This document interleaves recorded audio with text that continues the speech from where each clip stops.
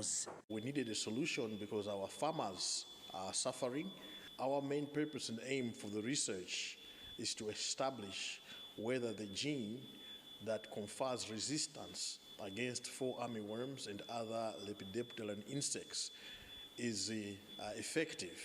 The trials are expected to take about 5 years. They are conducted in a fenced and confined maize field 500 meters away from any traditional crop to avoid possible contamination with the traditional varieties. In the meantime, lawmakers, traditional leaders, and farmers have visited the trial site to observe its progress.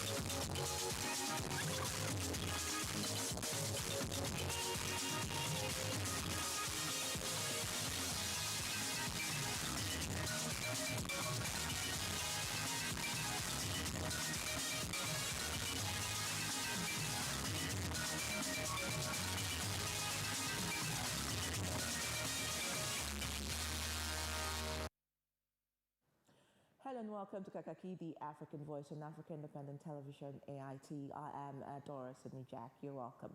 Now, the countdown to the 2027 general election in Nigeria is well and truly on. Now, this became more evident over the weekend when the Independent National Electoral Commission, INEC, officially published the preliminary list and forms EC9 personal particulars of 19 presidential candidates and their running mates for the 2027 general election. This comes on the heels of various twists and turns on the political and the legal front, especially the recent court judgments which came with huge implications for the political parties and the forthcoming election. Now, the Nigerian judiciary has also taken center stage in shaping the 2027 general election by delivering landmark rulings that reinstate minor political parties, validate Independent National Electoral Commission, INEC, the guidelines, and strike out early disqualification suits against key political figures. The Abuja Court of Appeal unanimously overturned a lower federal high court ruling that had nullified INEC's 2027 election guidelines and altered its primary timetable. The appellate court ruled that the plaintiff youth party lacked the necessary legal standing, locus standing. The Court of Appeal blocked an attempt to trim down the ballot by reversing a federal high court order to deregister 5 political parties. Now, as a result, the African Democratic Congress, ADC, a court party, Action People's Party, Action Alliance, AA, and Zenith Labour Party, ZLP, remain legally registered and eligible to contest in 2027, and heated debates on economic reforms have also made the headlines.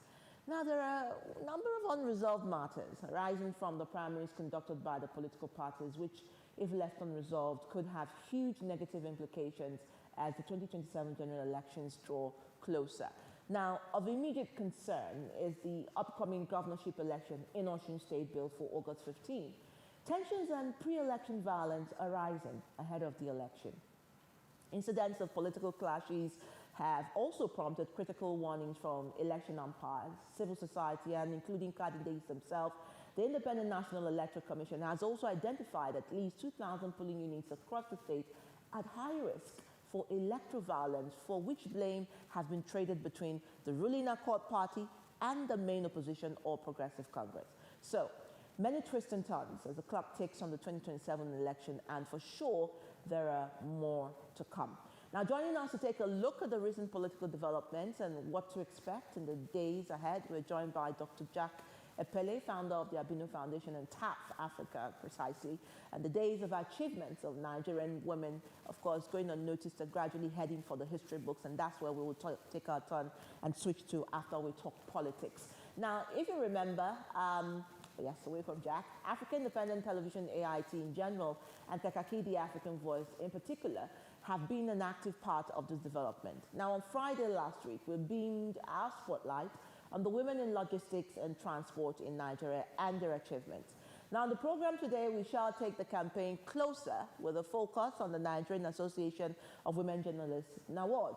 Now, NAWOJ on Wednesday is holding the maiden edition of its Women in Security Summit and Awards, which is WINSEC 2026. The brains behind the initiative describe it as a national platform aimed at promoting gender inclusion, strengthening collaboration among stakeholders, and recognizing individuals making outstanding contributions to Nigeria's security architecture. The summit holding here in Abuja is built to convene key actors, key stakeholders across the security governance and development sectors to explore practical solutions to the country's evolving security challenges. Now, NAWOJ's national chairperson, Aisha Ibrahim, while briefing Newsbed on the initiative, said it was conceived in collaboration with strategic partners in recognition of the growing need to celebrate excellence, encourage professionalism, and amplify the critical role women play in advancing peace, security, and national development. Now, today's show, Kakaaki, the African Voice, will be looking at the past and present roles women play in shaping Nigeria's present-day security architecture and what to expect from the women in the Security Summit and, of course, the awards. Well, to join us to do that, we have Assistant National Secretary of NUJ National Secretariat, Comrade Tita Onyebuchienze. This is, of course, Tita is also the NUJ Head Program, Abuja, and National Chairman, Crime Reporters Global Nigeria. He will be representing the NUJ National President as the Project Coordinator, WINSEC 2026. We will also be having the National Secretary of Nigerian Association of Women Journalists in NAWOJ, Wasila Ibrahim Ladan, who would also be joining us for that conversation much later in the show. So it's a lot of engagement this morning. One speaks strictly to politics, and the other one, women, of course, breaking barriers and being part of the voices to stir insecurity in Nigeria. But remember that you can always be part of the program by sending your views and comments to all our social media handles on Facebook, X, Instagram, and of course on YouTube at Africa Independent, so you can stay up to date with the latest news from around the globe. Of course, remember that newspaper review comes up at 7 a.m. prompt, and before then, we'll jump straight to the news desk for the world news on Kakaaki World News. Stay with us. Stories now break online. Don't miss anything from our real-time updates and exclusive content. Follow and participate in discussions on live TV studio programs to shape the narratives. Subscribe, engage, and share from AIT.live at AIT_online on X, AIT Online on Facebook, official AIT Live on Instagram, TikTok, and Threads on YouTube. Stay connected with AIT. On air, online, on live. Get ready for a bold new chapter in political discourse. The conversations that matter most are stepping into the spotlight like never before. Political platform, the hard-hitting, no-holds-barred program you have trusted on Ray Power Radio is making a powerful move to television. Tune in to Africa Independent Television, AIT, as political platform debuts on your screen, bringing deeper analysis, sharper debates, and the voices shaping our nation's future right into your screens. From policy and politics breakdowns to real-time discussions with key stakeholders, this is more than a program. It is where opinions are tested, truths are uncovered, and the people's voice is heard. Join seasoned hosts and expert guests as they tackle the issues that define our democracy. No filters, no distractions, just real.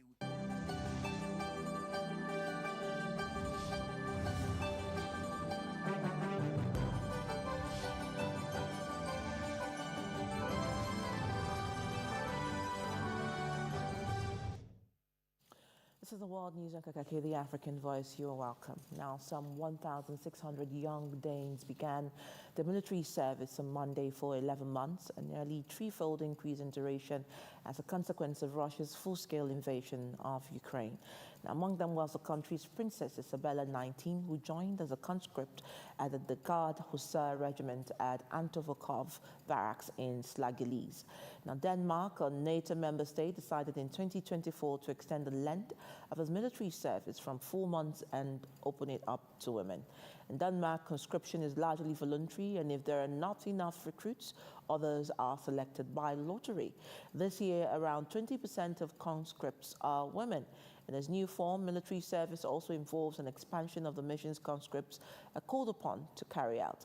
The first 3 to 5 months are devoted to learning basic military skills such as shooting, first aid, and physical training, and after which conscripts are assigned to operational missions like surveillance and drone piloting.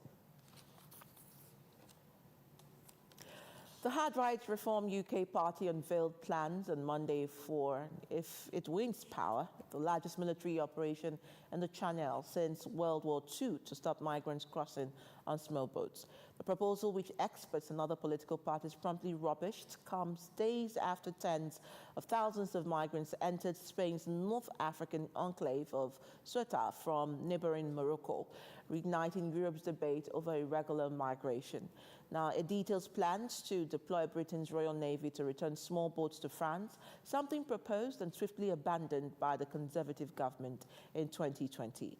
Reform would need to win the next general election, not due until 2029, to implement the proposals. They come as Farage and Reform, which led national polls for around 18 months, but have seen that lead disappear in recent weeks. They are embroiled in a series of scandals and official probes into their finances. The latest Parliament Standards Commissioner said on Monday he had last week opened an investigation into an alleged failure to declare a financial interest by the party's deputy leader, Richard Tice. U.S. President Donald Trump has said new talks with Iran will begin on Monday after calling off what he said would have been massive strikes on the country. In an earlier post on Truth Social, Trump said he had been asked by Iran and U.S. allies in the Middle East to hold off on any attacks as the perimeters of a deal had been agreed. Iran's foreign ministry said there are no plans to receive a U.S. delegation or send Iranians to Washington. Earlier, talks have been facilitated through mediators. The U.S. president has repeatedly vowed that a negotiated end to the war is near, only for tit-for-tat strikes to resume. In his remarks on Air Force One, Trump declined to outline a deadline for a deal to be struck with Tehran, adding, quote, "We will just see how it is. We are ready to go anytime we want. I'm not looking to kill people," end of quote. Trump added that Saudi Arabia's Crown Prince Mohammed bin Salman, as well as U.S. partners such as the United Arab Emirates and Qatar, had urged him against conducting strikes over the weekend.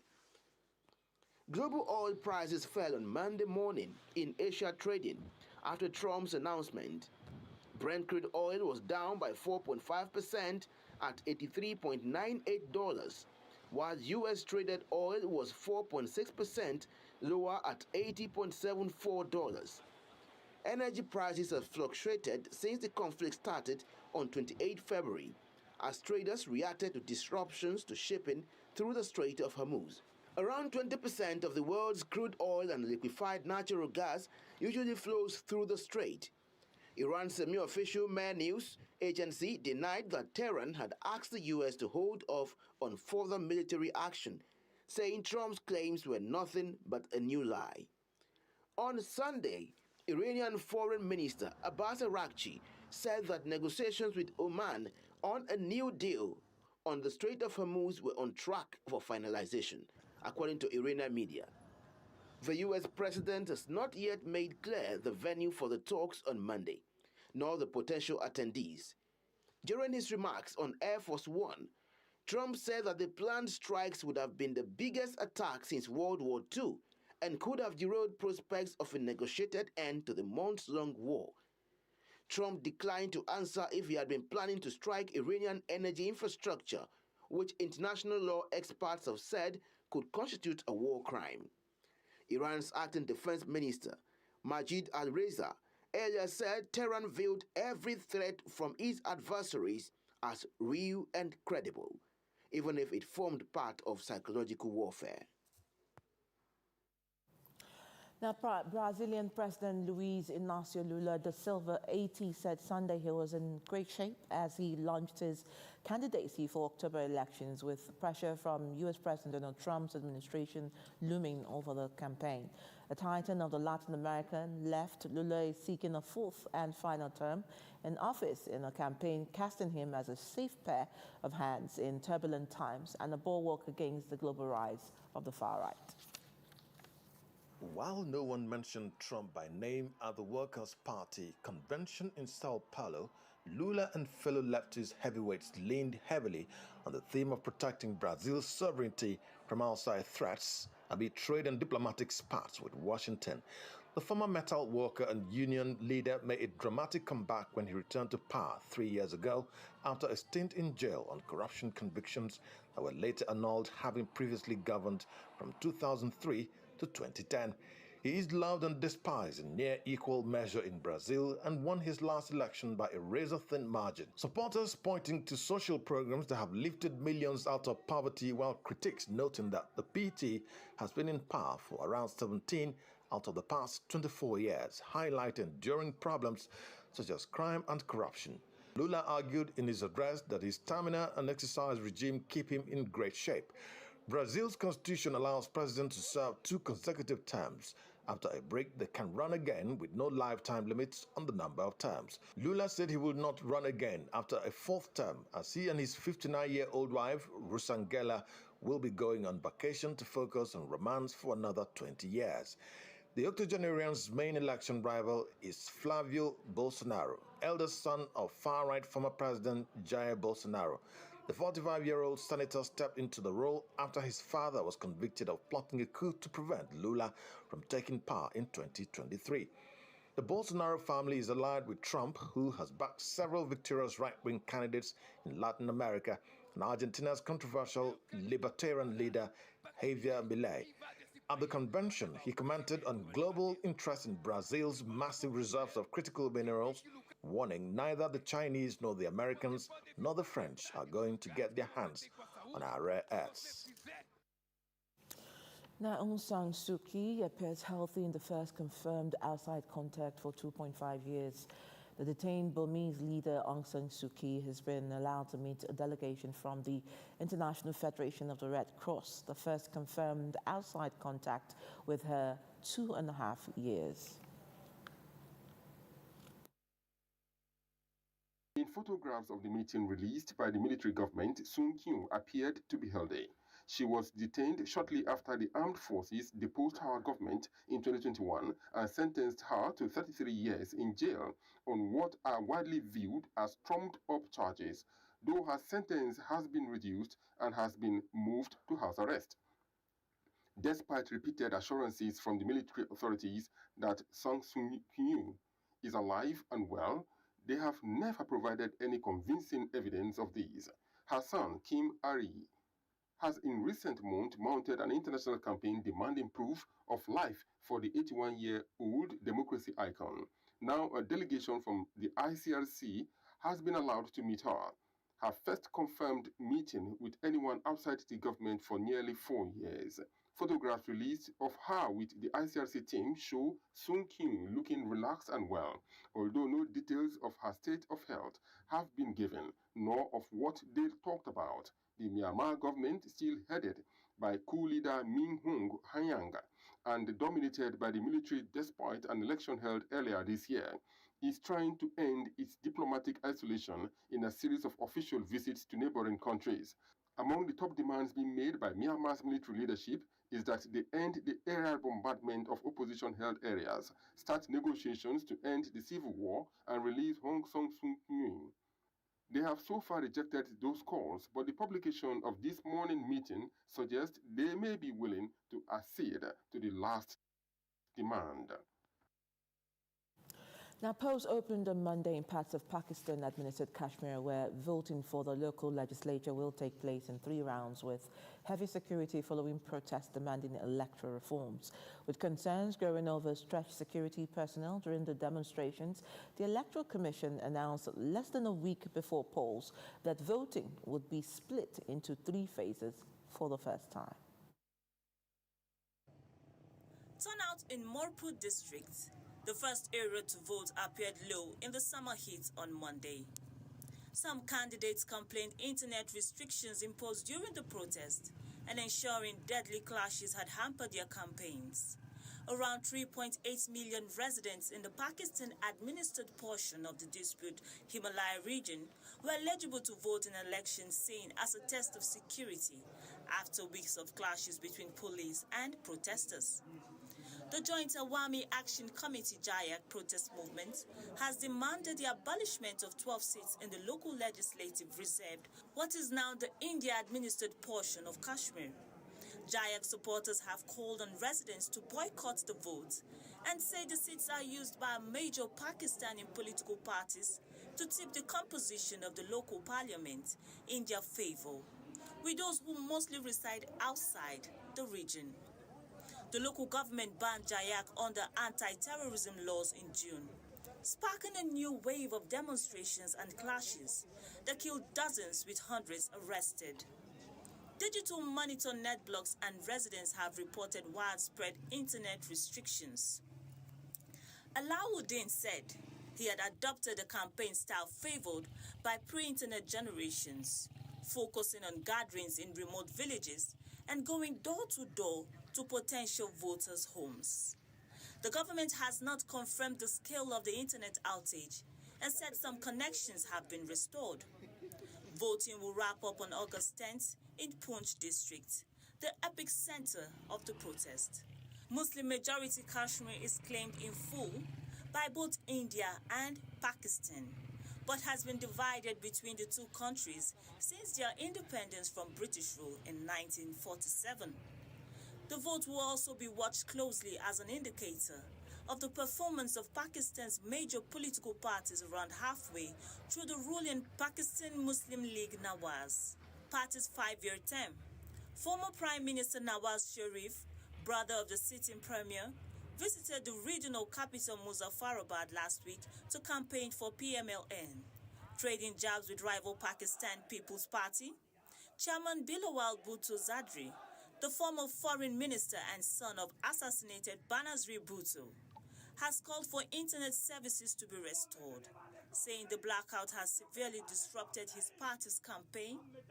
The Pakistan Tehreek-e-Insaf, PTI, party of popular jailed former Prime Minister Imran Khan, meanwhile, is also boycotting the election.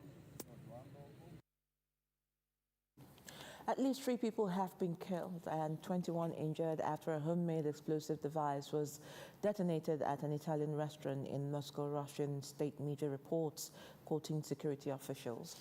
The blast happened at about 2000 local time on Kudinsankia Square near the city center.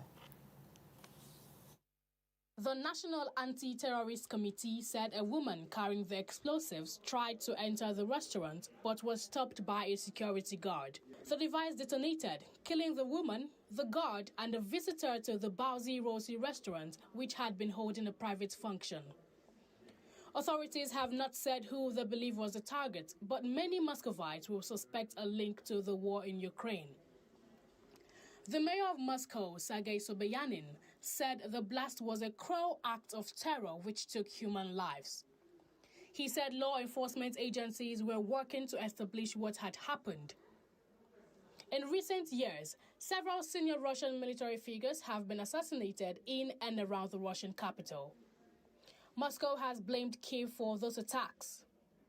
Initial reports said the blast happened in the establishment's kitchen, but the restaurant later issued a statement saying there was a problem outside. The restaurant is located in one of Moscow's famous Stalin-era skyscrapers, with roads around the square briefly closed. Dozens of cyclists had been gathering nearby for an evening ride through the city, but the event was cancelled. Video released by Russia's RIA news agency showed heavily armed law enforcement officers at the scene, which had been closed off to members of the public. The Balzi Rossi restaurant apologized on social media for its initial post after the explosion, saying it had been removed as it was highly inappropriate given the circumstances. State media reported that it had originally posted on Instagram that everything was safe on the premises. The restaurant said it had taken measures to ensure it would not happen again and said staff were focused on assisting guests and emergency services at the time. Now, at least 5 people have been confirmed dead, while dozens remain missing after a passenger ferry carrying 271 people caught fire off the coast of Indonesia. According to the Surabaya Search and Rescue Agency, a total of 225 passengers have so far been rescued, but 41 others are still unaccounted for, raising fears that the death toll could rise. Indonesia's National Search and Rescue Agency, Basarnas, said some passengers were forced to jump into the sea to escape the flames, with several of them later rescued by nearby vessels. Officials say the ferry was traveling from Surabaya in East Java to Makassar in South Sulawesi when the fire broke out. The captain reportedly contacted the ferry company to report the incident, but has not been heard from since, according and adding to concerns about the scale of the disaster.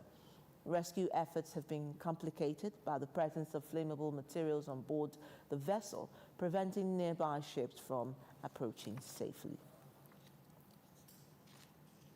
Nigeria's ambassador to the State of Israel, Ambassador Nkechi Linda Ofochukwu, on Monday, August 3rd, 2026, formally presented her letters of credence to the President of Israel, His Excellency Isaac Herzog.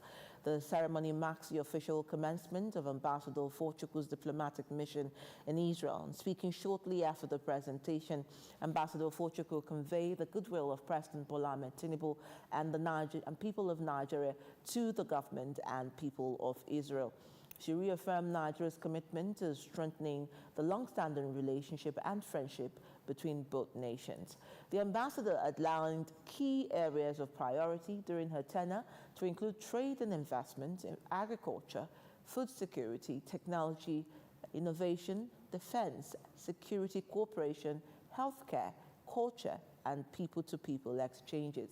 President Herzog, while welcoming the Nigerian envoy, expressed Israel's readiness to work closely with Nigeria to advance shared interests, particularly in innovation and counter-terrorism.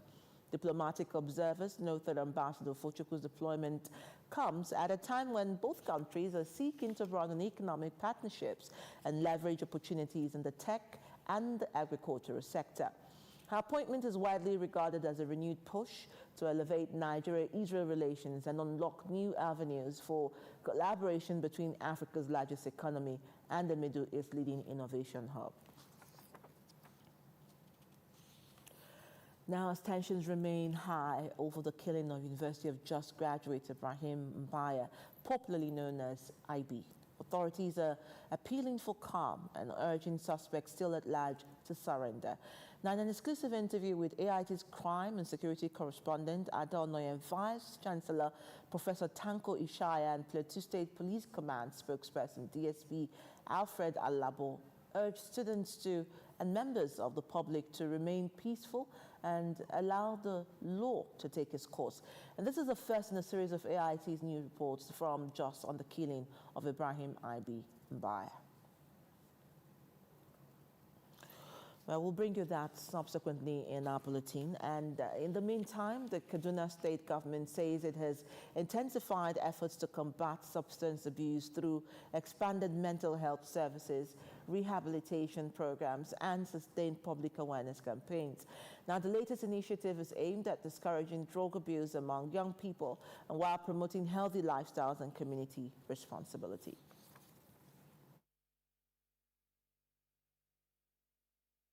The anti-drug campaign tagged Tinubu Ubasani Cares was launched in Kaduna as part of first phase of a statewide sensitization program expected to cover the 3 senatorial districts before extending to all 23 local government areas. Director General of the Kaduna State Substance Abuse and Mental Health Services Agency, Dr. Joseph Aiki, said the state has adopted a public health approach to addressing substance abuse by treating addiction as a health condition rather than a criminal offense. The goal of this agency is that everybody who feels like they are tired of this life of drugs must be given a second chance. Convener of the campaign, Abdulmumin Aminu, said the initiative reflects government's commitment to investing in human capital development by educating young people on the dangers of substance abuse and encouraging them to embrace skills acquisition and other empowerment opportunities. If you are someone who wants to involve in taking drugs, when you see how drugs destroy our lives, when you see how drugs destroy society and take us into backwardness. Kaduna State Commissioner for Health, Umar Ahmed, disclosed that Kaduna has strengthened drug abuse prevention programs. This government is not a government that will encourage youth to abuse drugs and use them. The campaign forms part of Kaduna State government's broader strategy to build a drug-free society through prevention, treatment, rehabilitation, and sustained community engagements. Abimaje Moses, AIT News, Kaduna. Cross River State and its development partners have renewed their commitment to strengthening healthcare delivery, improving accountability, and accelerating progress towards universal health coverage across the state. The commitment was reaffirmed at the end of a 2-day joint annual review meeting in Calabar, where stakeholders assessed implementation of the 2026 annual operational plan and outlined strategic priorities for the 2027 health planning cycle.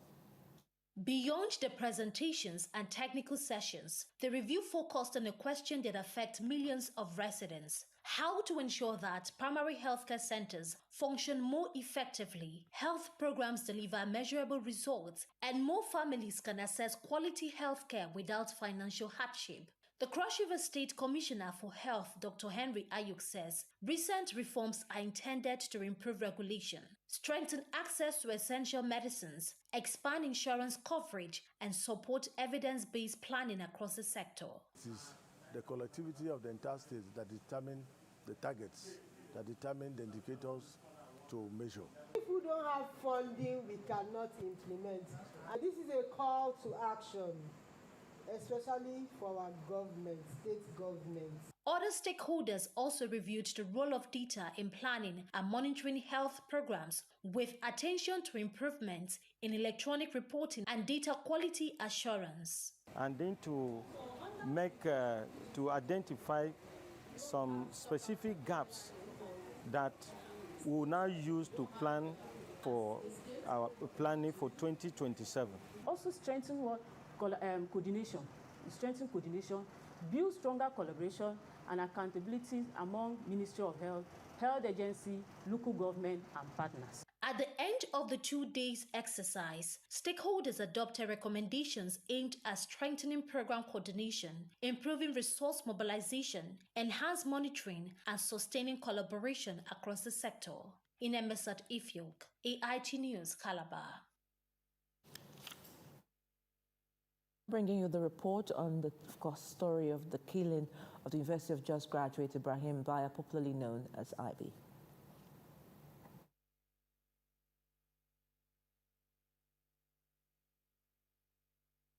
All right, I think that we will definitely have to skip that again and bring you up to date on another bulletin subsequently during the day. But that's the world news on Kakaaki, the African Voice this morning. Now it's time for Kakaaki Business. Welcome to Kakaaki Business. Chile's economic activity index rose 2.4% year-on-year in June 2026, rebounding from a 0.9% decline in May and marking its strongest annual growth since September 2025. Goods producing activity increased 3.9%, supported by a 9.8% rise in mining and quarrying, particularly copper production, although gains were partly offset by a 0.7% contraction in manufacturing. Trade expanded 5.4%, with all segments posting positive results led by wholesale trade amid stronger sales of machinery and equipment. Services activity also increased by 1.0%, driven by gains in personnel and business services. On a seasonally adjusted monthly basis, economic activity expanded 0.6%, rebounding from a 0.2% decline in the previous month. The ISM manufacturing PMI for the US rose to 55.6 in July 2026 from 53.3 in June, beating market expectations of 54.0 and signaling the strongest expansion in factory activity since May 2022. The improvement was driven by a sharp acceleration in output that was the fastest since November 2021 and solid growth in new orders. Employment also returned to expansion for the first time since January 2025, with the employment index rising to 52.8 from 49.7, its highest level since August 2022. Meanwhile, cost pressure eased, while the supplier deliveries index indicated slowing performance for the 8th month in a row.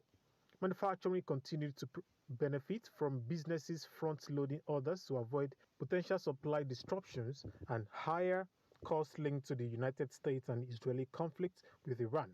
At the same time, strong AI-related investments helped offset the impact of import tariff, while low business inventories left room for further expansion. The annual inflation rate eased to 31.75% in Turkey in July 2026 from 32.11% in June, slightly below market expectation of 31.8%. It marked the lowest reading since March. As price growth slowed particularly for housing and utilities, transport, and alcoholic beverages and tobacco. In contrast, inflation accelerated for food and non-alcoholic beverages, clothing and footwear, and furniture and household goods. Despite easing inflation, Middle East-driven energy price volatility is expected to keep the central bank cautious, given the country's reliance on energy imports. The Monetary Authority suspended repo funding in March and shifted it to its costlier 40% overnight rate, with economists saying limited scope for rate cut this year. On a monthly basis, consumer prices rose to a 3-month high of 1.78% from 0.99% in June, though slightly below the market forecast of 1.83%. Nigerian crude oil and major oil contracts slid on Monday as fresh talks between the US and Iran would begin under President Donald Trump, fueled by hopes that a deal would reopen the Strait of Hormuz. Brent crude futures tumbled 7% to $82 a barrel after Trump stated he consented to stop a massive attack on Iran and consult his aides before a Middle East conflict, as its allies, including Saudi Arabia, begged him to hold talks for peace in the region instead. Nigeria crude oil last traded above $85 a barrel on Monday. The Nigerian Revenue Service has introduced a new tax rules that will affect millions of Nigerians who use cryptocurrency. Under the new guideline, anyone opening an account with a cryptocurrency exchange, digital wallet provider, or peer-to-peer escrow platform must first have a valid tax identification number. Without it, new account will not be activated. The new guidelines are part of the government's plan to bring cryptocurrency and other digital assets under Nigeria's tax system. The NRS says individuals and businesses involved in buying, selling, or trading virtual assets must register for tax and obtain a tax ID before carrying out taxable activities. Crypto companies are also required to verify users' tax IDs before allowing them to use their platform. The measures are designed to improve tax compliance and ensure the rapidly growing digital asset sector contributes to government revenue. The move comes as Nigeria strengthens regulation of the cryptocurrency industry. With an estimated 22 to 26 million Nigerians using cryptocurrency and many relying on it for international money transfers, the government says the new rules will help improve oversight, reduce fraud, and integrate digital asset transactions into the country's formal tax system. And that's Kakaaki Business. Good morning.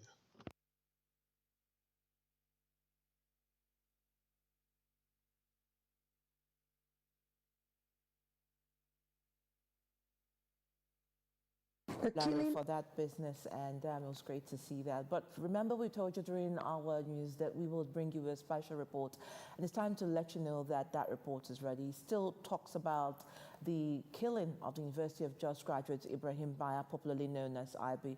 Authorities are appealing for calm and urging suspects still at large to surrender. This is the exclusive interview. Let's take a look. University of Jos graduate Ibrahim Mbaya has sparked outrage as police continue efforts to arrest those linked to the mob attack. With tensions still high, the university is urging students to remain calm and allow the investigation to run its course. Our appeal actually from the university management is to appeal to students to stay calm, to appeal to students not to take laws into their hands, to appeal to students to stop demonstration, and to assure the students that we are working in partnership with the police and all security agencies to ensure that Ibrahim Mbaya has gotten the justice that he deserves. Taking laws into our hands would not help, will only complicate more issues, and will only get more students into the radar. So we are appealing to them to stay calm. The school authorities are also calling on the remaining suspects to surrender as investigations continue. We also want to appeal to those that are involved, who are currently at large, that they should please report themselves to the nearest police station. They should submit themselves to the nearest police station.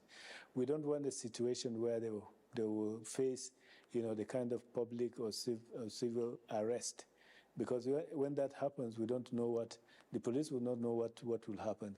But it is better because they know where they are. They know where you are, and as university management, like I said, we are giving the police all the necessary information in order to ensure that we find you. We have your names, we have your contact details, we have your telephone numbers. We can track your telephone numbers, and we can give the police to track where you are. So we are requesting and appealing that it is better to just submit yourself and to go through, the investigation process that the police are doing. Thank you. The Plateau State Police Command has also echoed the appeal. We are calling on the suspects who are at large to please locate the nearest police station and report yourself. We don't want another case of jungle justice, because we would not want a situation where you will face citizens' arrest. Sometimes we might be lucky, other times we might not be lucky, depending on who is arresting you per time. So please. And we're also calling on their parents and their guardians. Please, if you know where your children are and you have seen their faces, some persons have gone as far as publishing the face of this fleeing suspect. And you know what that means if the wrong persons get hold of them. So our plea to the suspects and the parents and the wards of the suspect, please bring them to the nearest police station. Bring them to the nearest police station. Let them face proper investigation and eventual prosecution, and allow the law to take its course. And to the citizens that may see them before us, please, immediately you get hold of any of them, just report to the nearest police station or move them to the nearest police station. AIT News is continuing its field investigation into the circumstances surrounding Ibrahim Mbaya's death. In our subsequent bulletins, we will bring you detailed findings, key witness accounts, and other developments as the investigation unfolds. Ada Ononye, AIT News, Jos. Very tragic indeed, and of course the family of Mbaya continues to ask for justice, and he died under such tragic conditions. Reports from Premium Times also say he was tied by the rope and absolutely assaulted till he gave up the ghost. Well, we'll take our social intervention up next.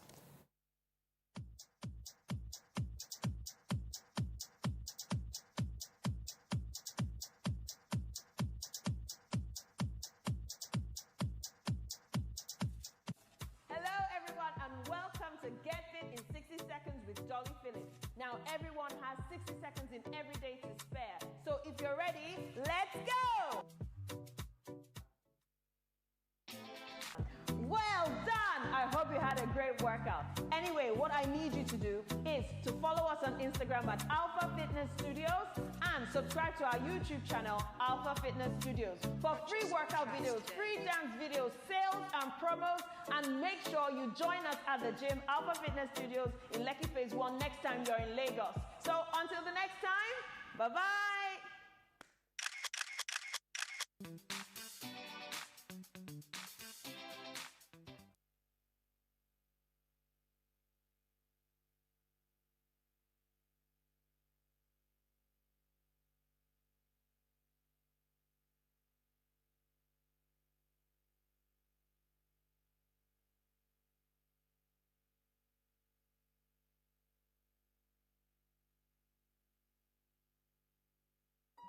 The stories now break online.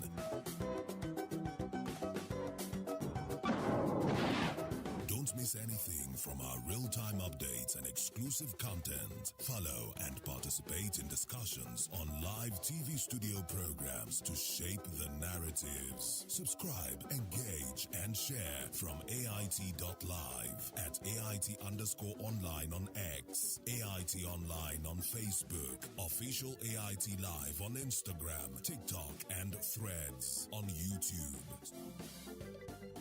Stay connected with AIT. On air, online, on live. Get ready for a bold new chapter in political discourse. The conversations that matter most are stepping into the spotlight like never before. Political platform, the hard-hitting, no-holds-barred program you have trusted on Ray Power Radio is making a powerful move to television. Tune in to Africa Independent Television, AIT, as political platform debuts on your screen, bringing deeper analysis, sharper debates, and the voices shaping our nation's future right into your screens. From policy and politics breakdowns to real-time discussions with key stakeholders, this is more than a program. It is where opinions are tested, truths are uncovered, and the people's voice is heard. Join seasoned hosts and expert guests as they tackle the issues that define our democracy. No filters, no distractions, just real talk. Political platform now on AIT, 9 to 10 a.m. every weekday. Stay informed, stay engaged, be part of the conversation.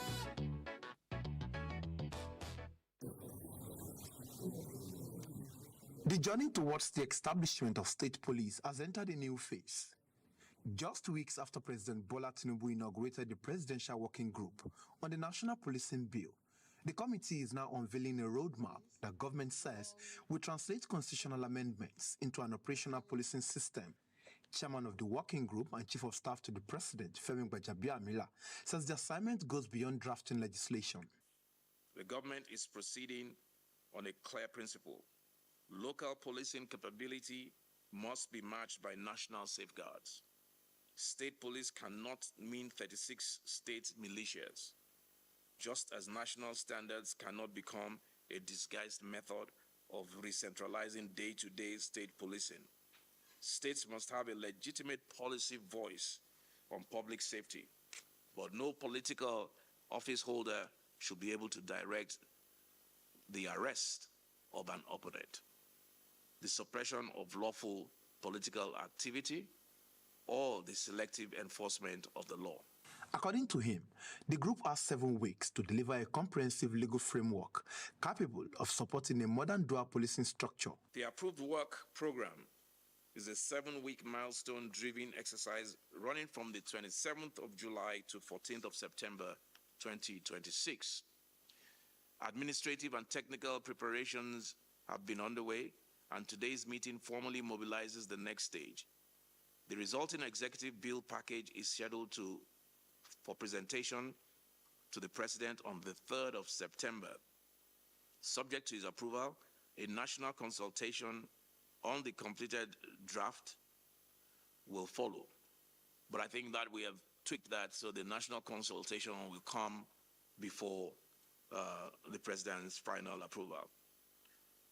after which the text and supporting materials will be revised and prepared for formal transmission to the National Assembly. President Bola Tinubu has also approved a multidisciplinary policy advisory committee chaired by Justice Mohammed Abdullah Liman to provide policy and technical oversight for the process. To ensure the process reflects the views of Nigerians, the federal government has opened a nationwide consultation. Public participation is an integral part of this process. To that end, we are announcing an open call for memoranda, position papers, and practical proposals from Nigerians at home and abroad.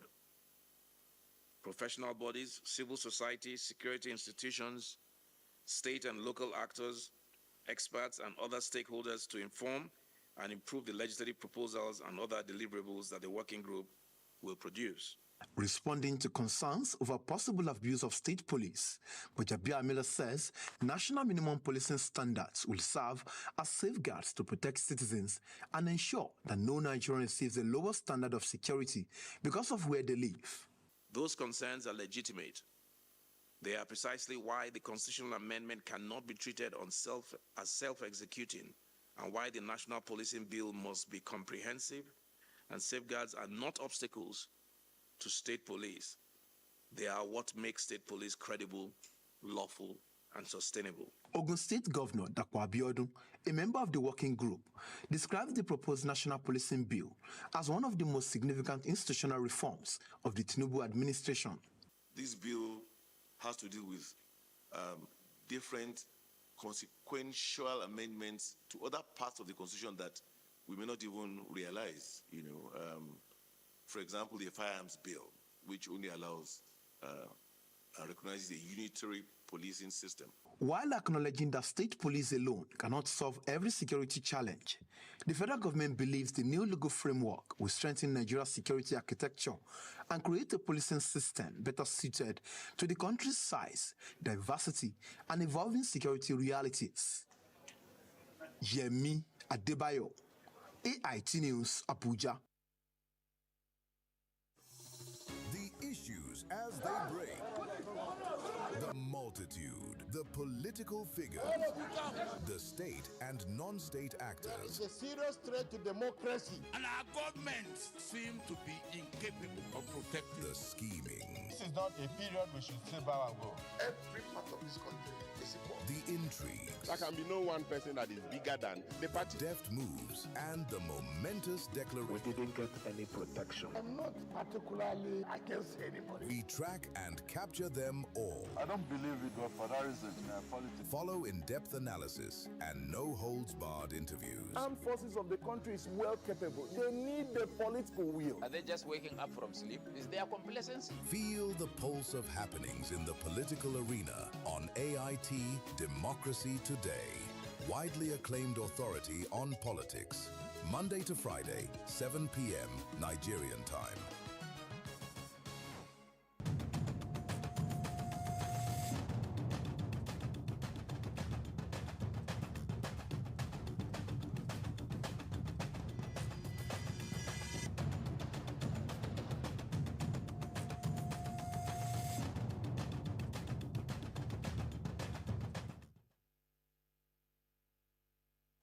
Good morning and welcome to our newspaper review this morning, and we have our guests right here in the studio. And before we get straight into the lead or the headline stories, I want to welcome Dr. Austin Maho, of course, the Daybreak publisher and editor-in-chief. It's great to see you. Same here. Good morning. You look dapper in brown. Thank you. Coming from you, that is huge. Absolutely. Thank you. And Alhaji Majid. Thank you. Good combination as well. Great to see you. Good morning. All right, so let's go to a lead paper this morning. Al Jazeera, Nigeria is starting with state police, and that's how we look at the lead. Federal government fixes date for consultations, and that's what we see here as process of developing framework for implementation commences, and that's page 9 of Al Jazeera, Nigeria, and that's what's on your screen. We also see 2027 APC needs presidential campaign DG with national appeal and that's group speaking there just below the masthead, just below the lead story and the masthead of Al Jazeera Nigeria. So let's move quickly to Rising with Daily Sun this morning. Again, presidency sets September 3 for state police bill. And that's what is leading. Begins consultation, invites Nigerians to shape policing. AGF assures safeguards will prevent political abuse. And that's what we find as a rider to that lead story. We also want to look at another story there. Well, it says Nigerians may pay less for petrol as oil prices tumble over Trump's new stand on Iran. And that's on page 2 of the Daily Sun newspaper. But going straight to the authority, state police is also leading the headlines there. Federal government inaugurates implementation phase for National Policing Bill. Tinubu to receive executive bill September 3rd. And that's what we see as the riding factor. We also want to look at that story there. Well, we will preach in buses. PFN president vows resistance, and that's on page 8 of the authority. But let's move close to this Nigeria this morning. It says state police executive bill lands on Tinubu's desk September 3. Presidential committee warns it must not become 36 militias. It must not become 36 militias, and that's the riding factor on page 2. And you also want to look at, it says there, police in Lagos intercept truckload of suspected counterfeit drugs, apprehend 2. But bottom page story is Senate reads the Riot Act as CBN NAITI skip critical oil audit hearing on the bottom page and goes to page 5. Now let's look at the Daily Global. Daily Global is still talking state police. Tinubu to receive executive bill September 3, Waja. And that's what we find on the front page of the newspaper of the Daily Global. Let's also look at the Daily Trust this morning, talking about different headline here. Speaking to, we paid 50 million naira to secure Kebbi judge's release family, and that's the Daily Trust. Now, that's what we go to. Yes, thank you very much.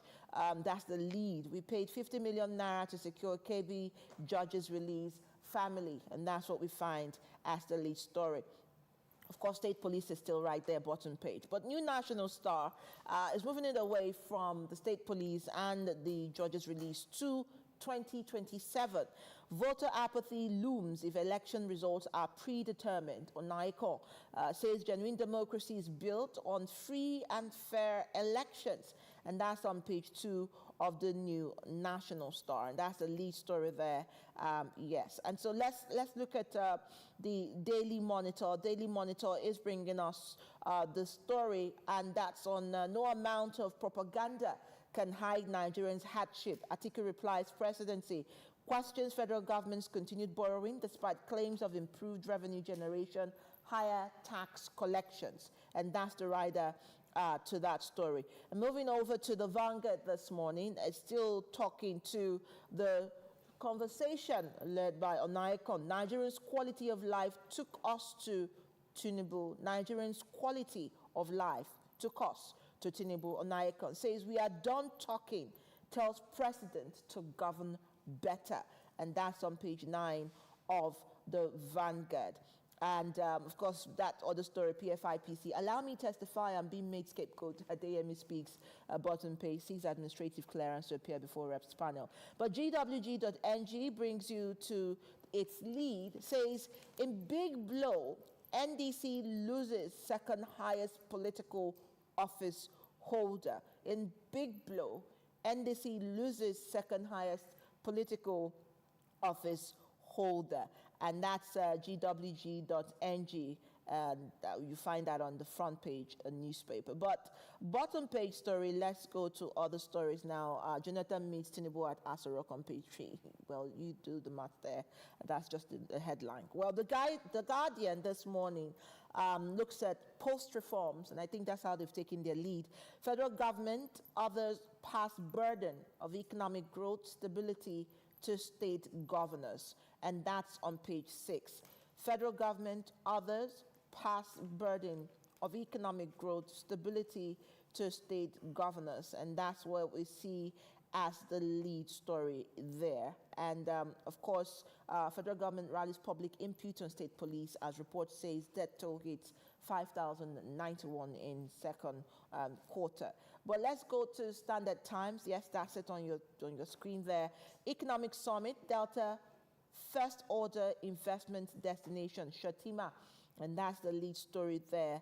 And as Obowori unveils $100 million fund to the risk investments in Delta State. And that's the lead story with this rider there. Now, Observer's Times is observing differently.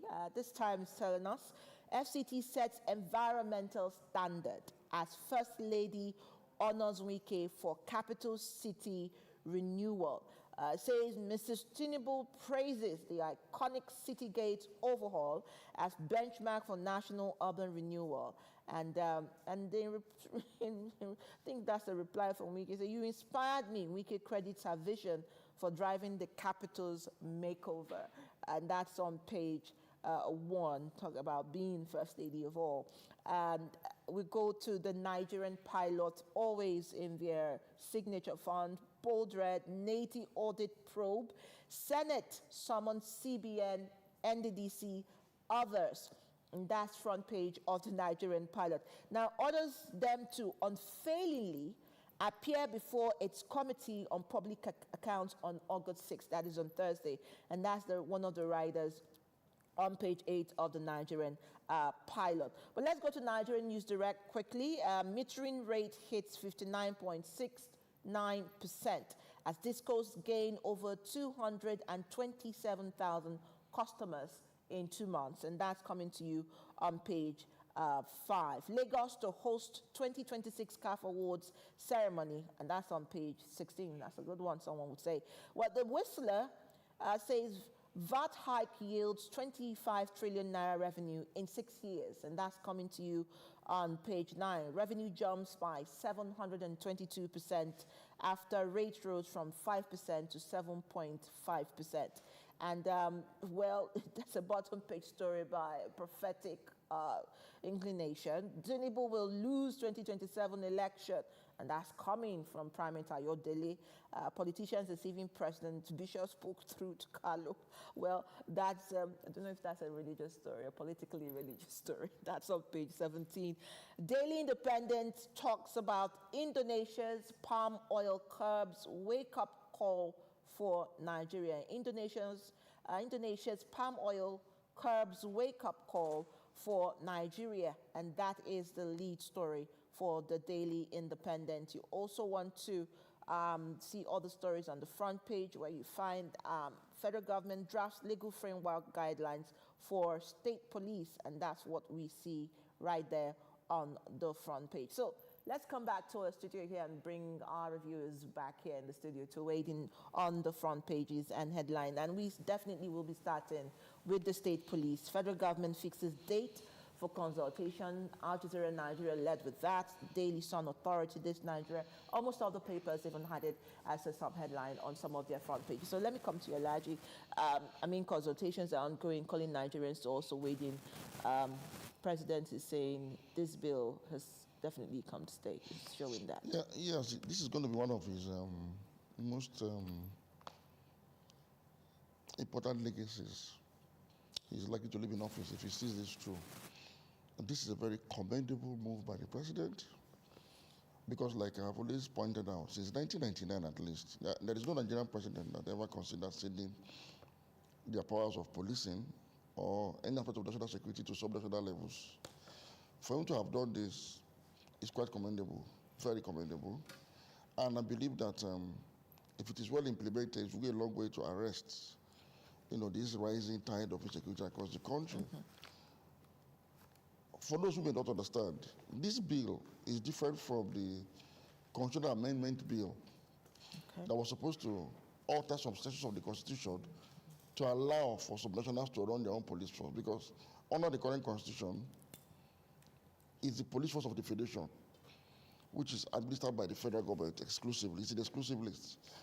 So that bill has been sent to the National Assembly, and I'm sure by now they are almost through with the legislative work on that bill. So what this bill seeks to, this state policing bill, is to now provide the legal framework, the guidelines, the implementation timelines, as well as operational guide for activity state policing when it has been passed by the National Assembly. So what I'm trying to do is make sure that as soon as the National Assembly passes their own, the state police force can take off almost immediately because all the enabling laws, rules, and regulations would have been in place. But there's something that is very important that we must also begin to discuss. Okay.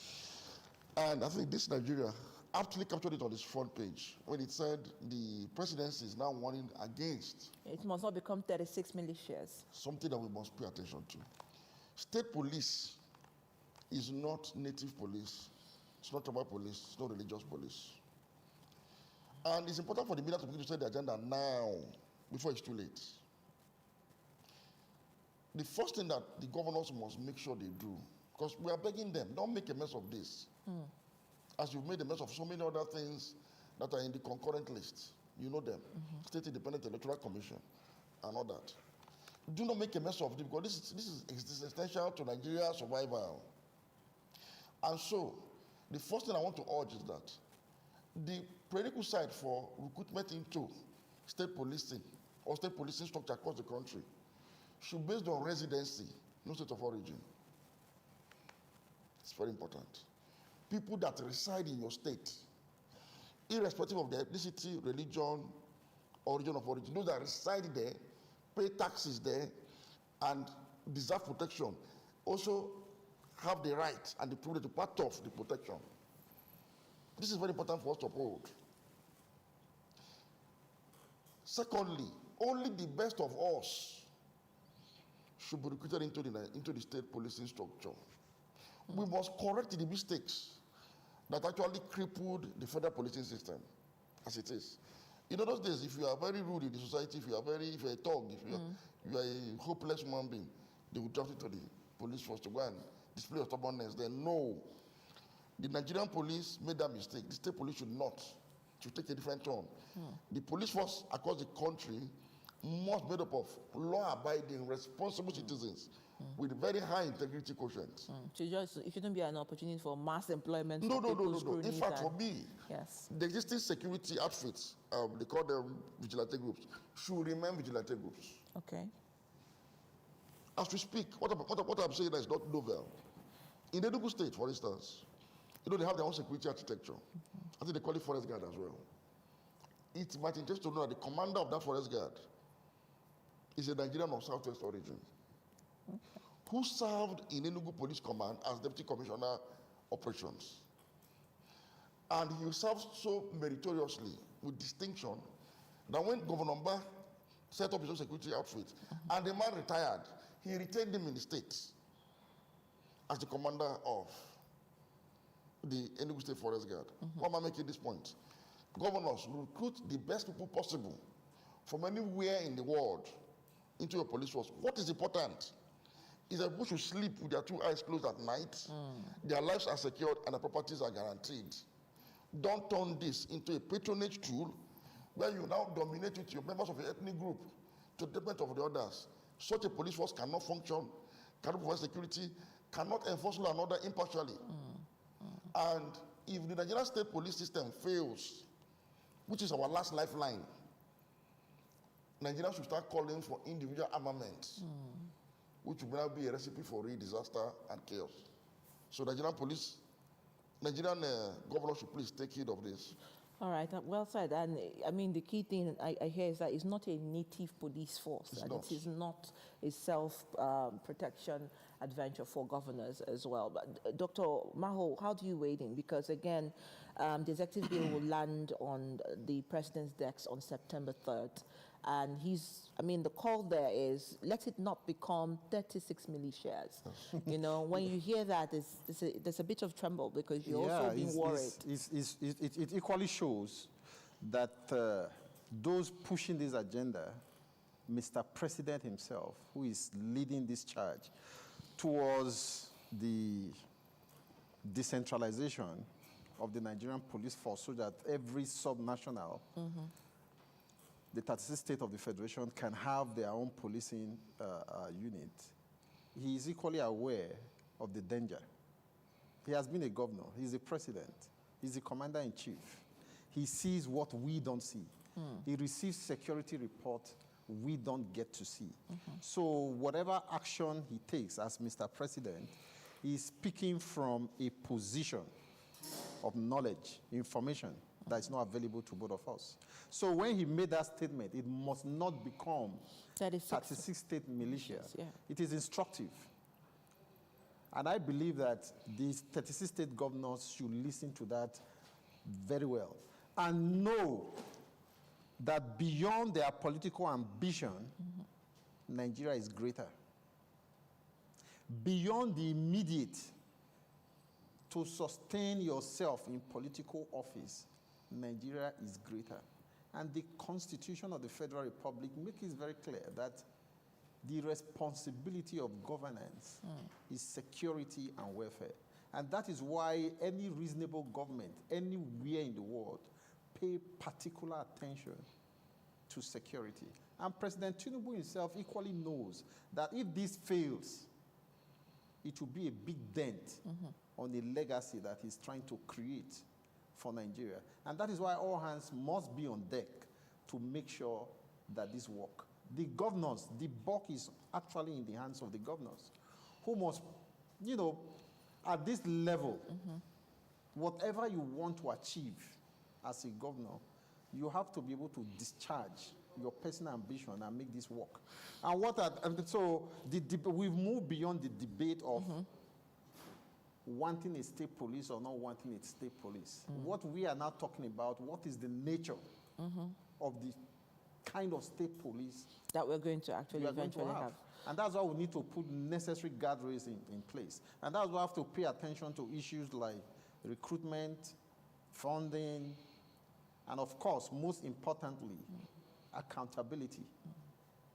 Who will the state police be accountable to? What are the necessary guardrails put in place to ensure that it doesn't become a subject of abuse? And that is why, sorry, let me just land. That is why the presidential panel or group put together by Mr. President is now inviting, if you read that story very well. Yes, that's what I was going to say. This consultation invites Nigerians to shape policing. Yes, that is why Nigerians should be part of this process. Nobody should see this as an APC or the opposition or a ruling party thing. The Nigerian police force or state police force should belong to the Nigerian people, irrespective of the state where you reside. And like Mujib said, it shouldn't become ethnicized. It shouldn't become politicized. It shouldn't become a subject for religious debate. That is why everybody has the opportunity now to send memorandum, be part of the process of shaping the kind of state police force we want as a country. And those memorandums will count towards, the input and the final outcome of the draft itself. Okay, so let's go to the next headline story here. It still talks about insecurity. We paid 50 million naira to secure KP George's release, and that's family speaking. Leadership puts it this way: how abducted Kebbi George returned home after 8 days in captivity. Brother speaks, and that's on page 2. Perhaps I would want you to speak to this. I know from experience this sort of, but how do you look at this? I mean, it's not new. Oh, of course. And 50 million, some say they didn't pay, some said he was rescued. But what do you make of these stories in between the lines? Well, Daily Trust is a credible newspaper. And I do not think that they will fly any news on their front page prominently like this if they're not sure of their facts. So I'm willing to give them the benefit of doubt. And so I'm not surprised that they paid ransom. That is the reality of many Nigerians today that have been abducted by these criminals. Sometimes government is pushed to act when the matter gains prominence in the media. But if it's not so much as prominent in the media, for isolated cases like this, you have to bear the cross yourself. And that is why we are hoping and praying that, well, in as much as we're not satisfied with the current pace of security, proactivity in Nigeria today, where, for instance, if somebody is abducted within probably a few days, you are guaranteed of being rescued. Since we don't have that yet, and we are not satisfied, and everybody's complaining, we are blaming the authorities. Well, we now hope that the speed with which they're trying to decentralize policing now will enable states bring in the additional numbers, materials, and equipment to further secure lives and properties at the local levels. And that's why we're saying, well, since the federal government is admitted inadequacy in terms of covering the entire country, they're not trying to expand formation numbers for the army, for instance, as well as allow states to recruit forest guards and allow states to run state police. We hope that all of these measures, initiatives, will converge as soon as possible, take off, so that we can now begin to situate our security within subnational levels enough for us to put them on their toes to prevent such happenings, and now collaborate with the federal government to defeat terror once and for all in this country.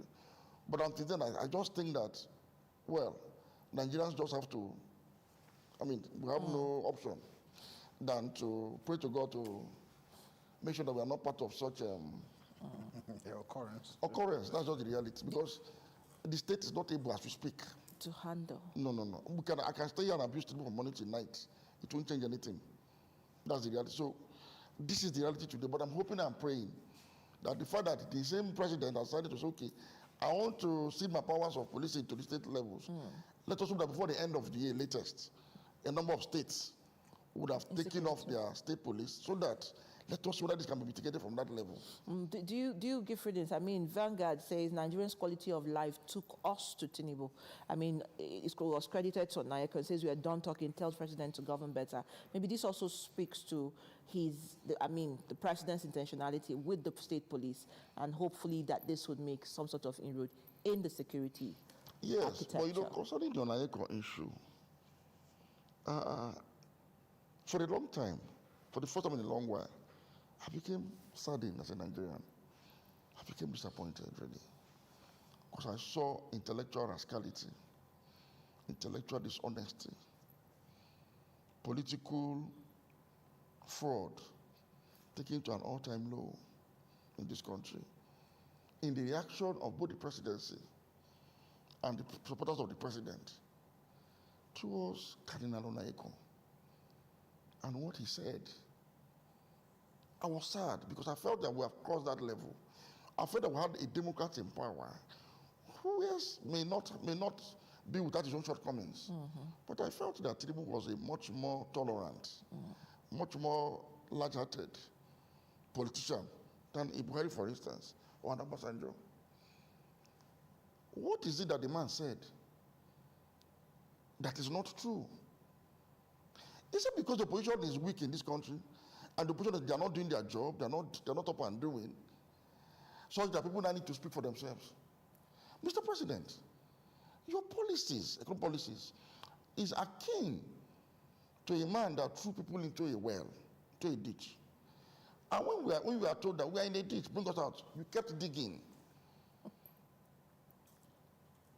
Nigeria has suffered an unprecedented level of economic crisis never seen before in the history of this country since 1960, because of the policies you implemented, something nobody agreed to implement in this manner. Nobody before you. You have seen the results. In fact, this policy has affected the federal government and the finance of the federal government. You can't pay contractors. You can't pay decent wages. You are not pushing responsibilities to the states.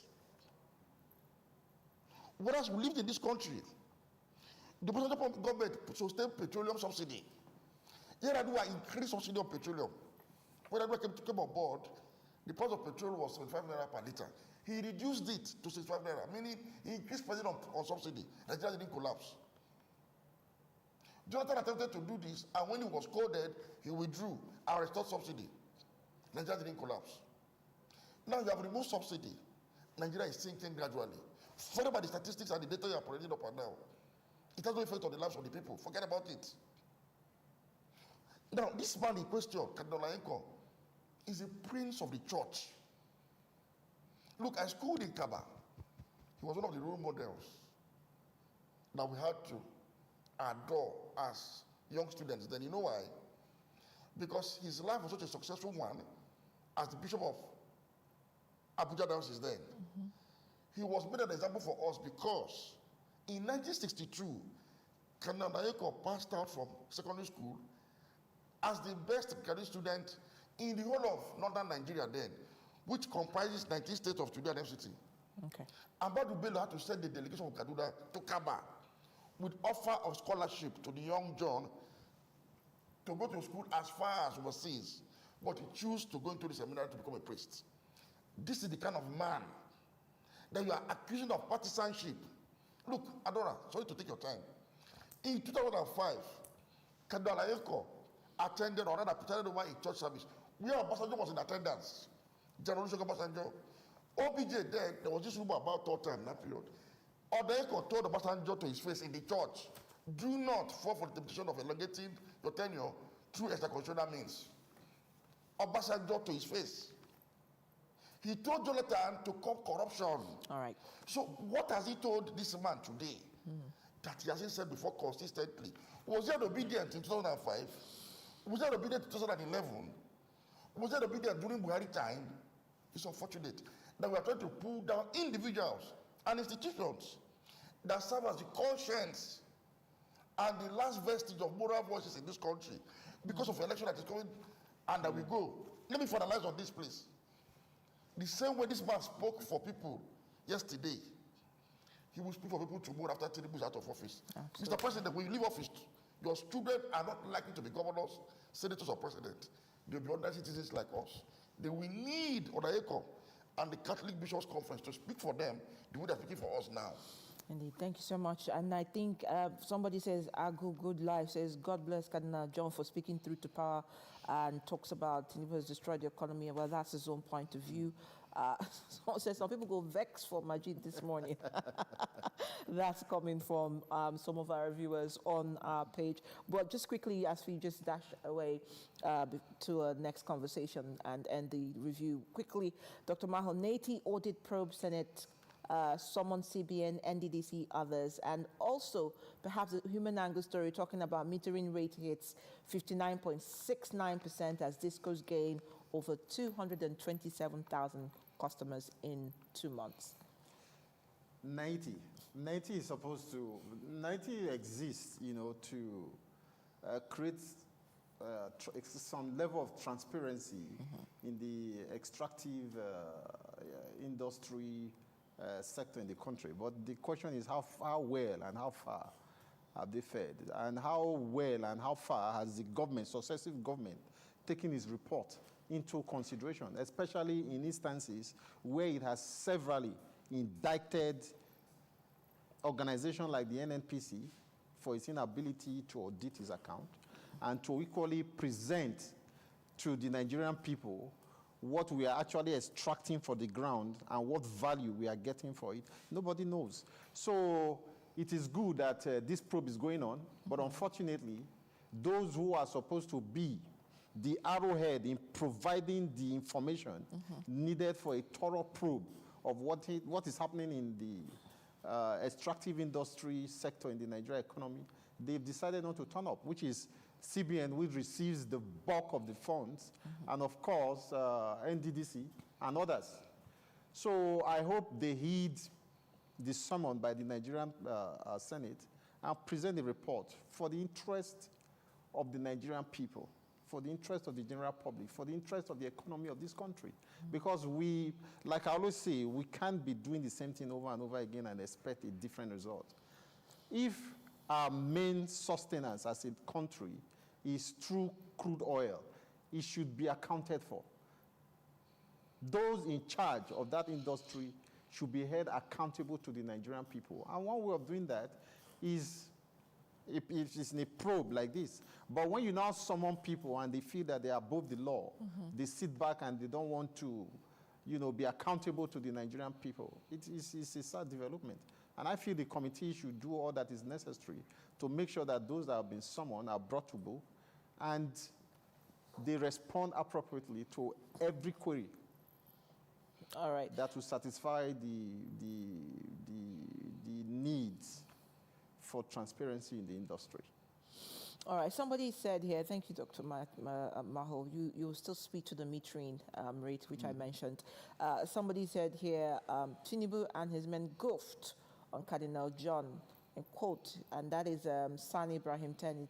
And in bracket, it says, liberation theology is a check on government policies. And I think that also speaks to what Alajmaji said about opposition not doing its job, and voices like this continue to bring to bear the issues. Again, 227,000 new customers in less than 2 months, metering rate. You know, at times when you look at the electricity sector in Nigeria, to me, it's just a joke. Are we moving forward, or are we moving backward? Regardless of the new what are we really generating as a country currently? We are hovering around 4,000 megawatts, right? 4,000 megawatts of electricity, and we find it difficult to be able to meter, you know, households that we are providing 4,000 megawatts of electricity to. You know, I was in China sometime last month. Do you know what China generates? China generates 3.7 million megawatts of electricity. Nigeria generates 4,000 megawatts. Can you do the comparison? And every household in China is metered. So when we come to Nigeria, for instance, we start debating, you know, our failure, you know, making it look as if it's a success. I just laugh. At times, I don't know whether to laugh or actually to cry. Look at the difference. You know, do you know somebody like Elon Musk reminded us last week that the birth rate, no, I just have to put this in, that the birth rate in Nigeria is yearly, in 2025, was more than the birth rate in the whole of continental Europe. And I began to drink, go to bed, and make babies. You understand what I'm trying to say? Nigeria, the total life birth in Nigeria in 2025 was 7.5 million. Are you not shocked? And you have a government who a cardinal will go and say, look, we are drifting on the precipice. Nigerians are suffering. You are not coming up with policies to address. The best the president could have said is, okay, I've heard you. This is my effort. Yes, will improve. Yes. And thank them. And thank them for drawing, for bringing, for, you know, showing concern. And over tell what them is to happening. continue to be that which they have been since time memorial. Even if he's not going to do anything about it. Exactly. But at the end of the day, you now gather all your aides. And you can know that it's a choreographed response. How can you pour venom on such a Yeah, man? you understand. It's a choreographed response. You now find out within 24 hours, all presidential media aides, they all wrote articles, they responded. You know, the social media was agog. There should be limits. Insults. There should be everywhere. There are people that you talk to in that manner. Why I'm bringing this issue, our birth rate, which is a time bomb, it's like when you are giving, in a country where you are giving birth to 7.5 million babies every year, it's like you are creating additional states in Nigeria every year. You are not making plans for those babies. And you think you don't have an existential threat as a nation that you should address, and you think the person that came to tell you that your breath stinks, you should do something about it, is your enemy. I know the funny thing. You say I'm nothing about this gentleman that, you know, why we're addressing this issue is important. The cardinal and other bishops that went to the president, they are like Jesus Christ. They have no children of their own. Yet, they fed the poor. They healed the sick. They raised the dead. Meaning, Cardinal can sit down pretty well. I don't have children of my own. I don't pay school fees. He has for the rest So of his he life. has no business being bothered about what we're talking about. Poor because they are men of God. You know, the best marriage counselors, actually Catholic priests. That's what I asked for that judge. I said, "Let me marry. How this experience in the marriage counselor?" But that's to show you that truly they are workers in the vineyard of God. No. And another thing, the one thing people should know is that Catholicism is not Protestantism. The Catholic Church, any priest of the Catholic Church is well versed in theology. Very and educated. understand the faith very well. Very educated. Understand society, theology, and life, sociology. They are not just somebody who woke up one day and said, God, God spoke to him to start, to go and start a mission. Sani Ibrahim Tan says, we shall respond appropriately against Tinubu and APC over the disrespect and name-calling on Cardinal John with our voters card. And it's interesting he raised that because there are over 35 million Catholics, 35 million Catholics in Nigeria, which is about 14%, 17% of our population. That doesn't mean that they are all registered, card carrying holders. But, this also brings how religion plays into, social and political spaces if not handled properly. These people spoke for Nigerians. They didn't speak from but the somebody, a political aide, I don't want to use certain words on TV, because you are regulated, right? Absolutely. Decided to now pour scorn on a man that is venerated by millions of Catholics in this country and across the continent of Africa. Not just millions of Catholics, across board. Across board. I'm not a Catholic. I'm not a Christian. I'm a Muslim. But I venerate this man because he has shown that indeed God works through him. Because God is love. It takes love, agape love, unconditional love for a man who has no children of his own, who has no wife. Nothing to lose. Nothing to lose. To be worried about me with many of my children. To carry the burdens. To carry our burden. Of others. To and the go point. And present it tells you that these people to are the President of the Republic. Extraordinary human beings that must be respected at all times. And then you'd say they are obedient. You pour scorn on him and said he didn't speak for Christians, he spoke for Catholics alone. So in other words, Catholics are not Christians. I don't you just have a defective logic. Let me say this. In the defense. Mr. President, you have to apologize to Cardinal Onayeko, either privately or openly. Because this is outside of your character. This is not you that we used to know. I've been on this platform to say, look, when it comes to tolerance, the president is a bit more tolerant than his predecessors. Yeah, severally. I've said it severally. I've defended him on this severally. But you have disappointed us. So I'm saying, sir, apologize to the cardinal. It's a show of strength. So that let us preserve whatever is left. Yeah. Whatever is left for your own children. Mr. President, you're going to live forward. Either if Nigeria say they don't want you in 2020, you leave.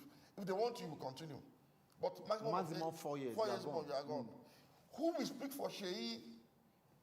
His mother, his siblings, his own children. When another government comes in, do you know that the Buhari government people now? They are in hiding. And they are hiding behind Bishop Cardinal Onayeko. You see, if you cannot say it, let him say it. Right now, Buhari, who does left yesterday? Things change suddenly. Yes. The Nigeria El-Rufai is in prison. Yes. El-Rufai. So power is transient. Who was the prince of the Buhari administration? Yes. So you need this institution and these individuals to continue to speak for. During the military, while you were in exile, this were in Nigeria here. Speaking on your behalf. Through the Catholic Secretariat. Catholic Bishop Conference of Nigeria. We are a thorn on the flesh of the military, asking them to return Nigeria to democracy and condemning the cancellation of the June 12 elections. Something that you have benefited from. And they are pointing scorn on the same people. Forgetting that it's tomorrow, it's unfortunate. Even when you look at the clips of what transpired at the presidential villa, and you see I didn't need president. You actually see the body language of Mr. President. You can see that he was irritated by the presence of the Catholic bishops in his office. Mr. President, you are beyond that. You are the president of everybody, the president of the Federal Republic of Nigeria. And your body language should show love, should demonstrate your language should be accommodation of everybody. It's one of the issues that the cardinal raised later in this interview was about elections and opposition. Yes, for some of us that are politically exposed and involved, if you like, we know that the opposition itself is the problem unto themselves. We know. But certain statements coming from the presidency, the chief of staff was heard sometimes telling another politician, remain there and disorganize them. We had this. Yeah. So anybody who's a non-initiate like me can feel that maybe it's been orchestrated directly for the presidency. Mr. President, you should not have retorted as though you are just a politician. You're not a president, you should have spoken like a statesman. In a manner that either explains to these people why the problem with the opposition is self-inflicted or what you will do to to make sure that our democracy survives. But the president Even for the optics. I mean, when you saw his responses, you know, he says this election, 2027 is a fight to finish. Everybody should bring on... You should speak like a statesman. Speaking like a statesman, even Not if as a politician. you know what worries me again?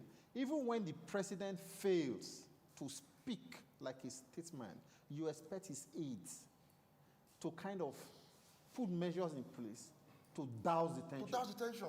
To use language that is reconciliatory and try to explain it in such a way that you don't set fire on the nation. Yes. But you now have aides that are doubling down and calling him Cardinal Onayeko names. Names. Pouring vituperation. They made a caricature of the man in hellfire. Can you imagine? Come on.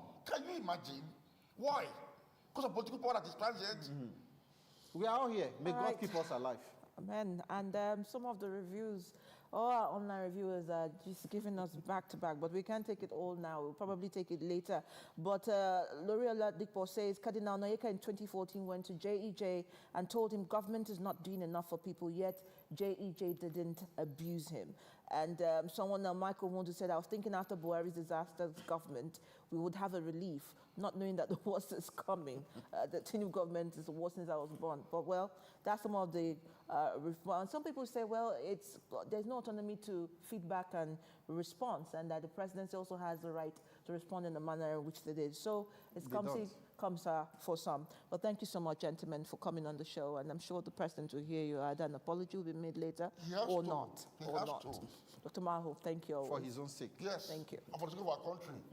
All right, so talking about politics, responses, and that's exactly where we take our next turning point, because, of course, we're talking about the many twists and turns as the clock turns on the 2027 election, and for sure there are more to come with some of our conversations that will be coming up shortly. But we'll take a quick break, and then we'll bring you those. The stories now break online.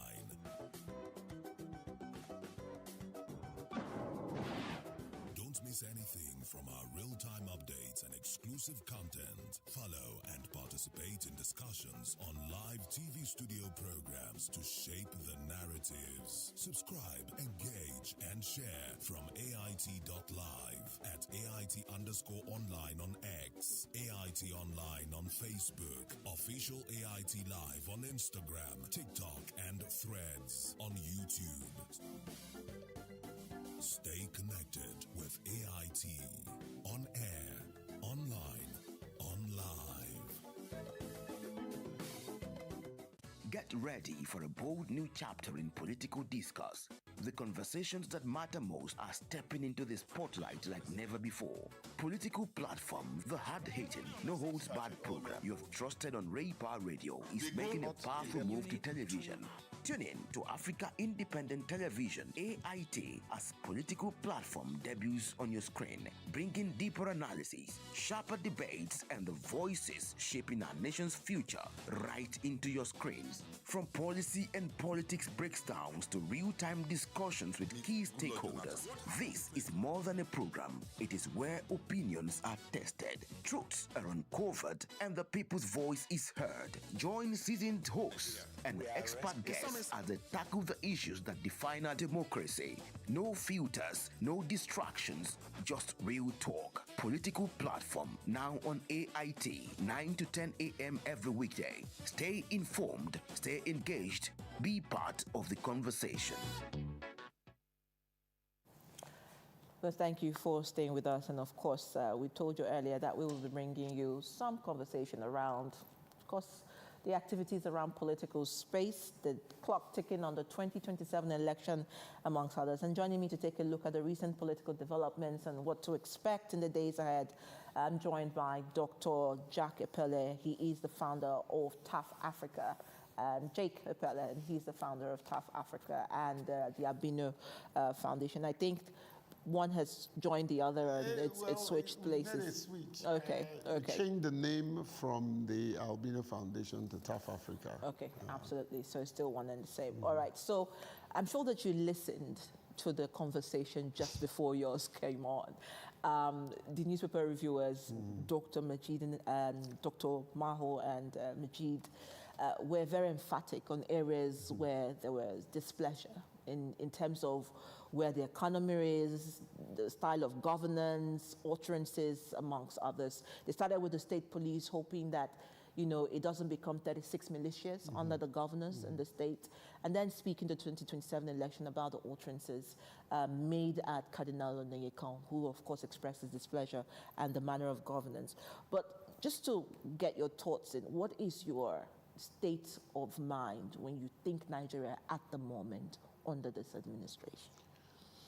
Well, you know, when my very good friend, they sent me the topic about countdown, I'm saying, well, we're counting down to 2027, but will 2027 count on Nigerians?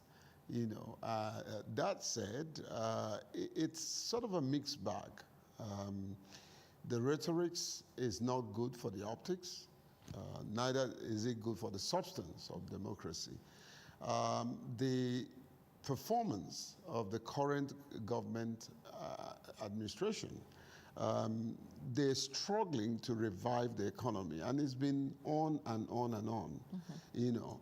And I think that when issues like this, and statesmen like Cardinal, I know him, when he speaks, that they should just have taken the advice and toned down their own rhetoric reply, which it doesn't even augur well for them, knowing the sensitivity of the position of Onyekan as a very well-respected and revered Christian leader.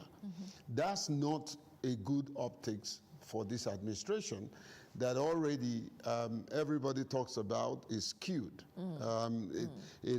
We're dealing with Bola Tinubu's Muslim ticket, which is still biting Christians, you know, and then all of a sudden you start attacking a very well-revered Christian leader.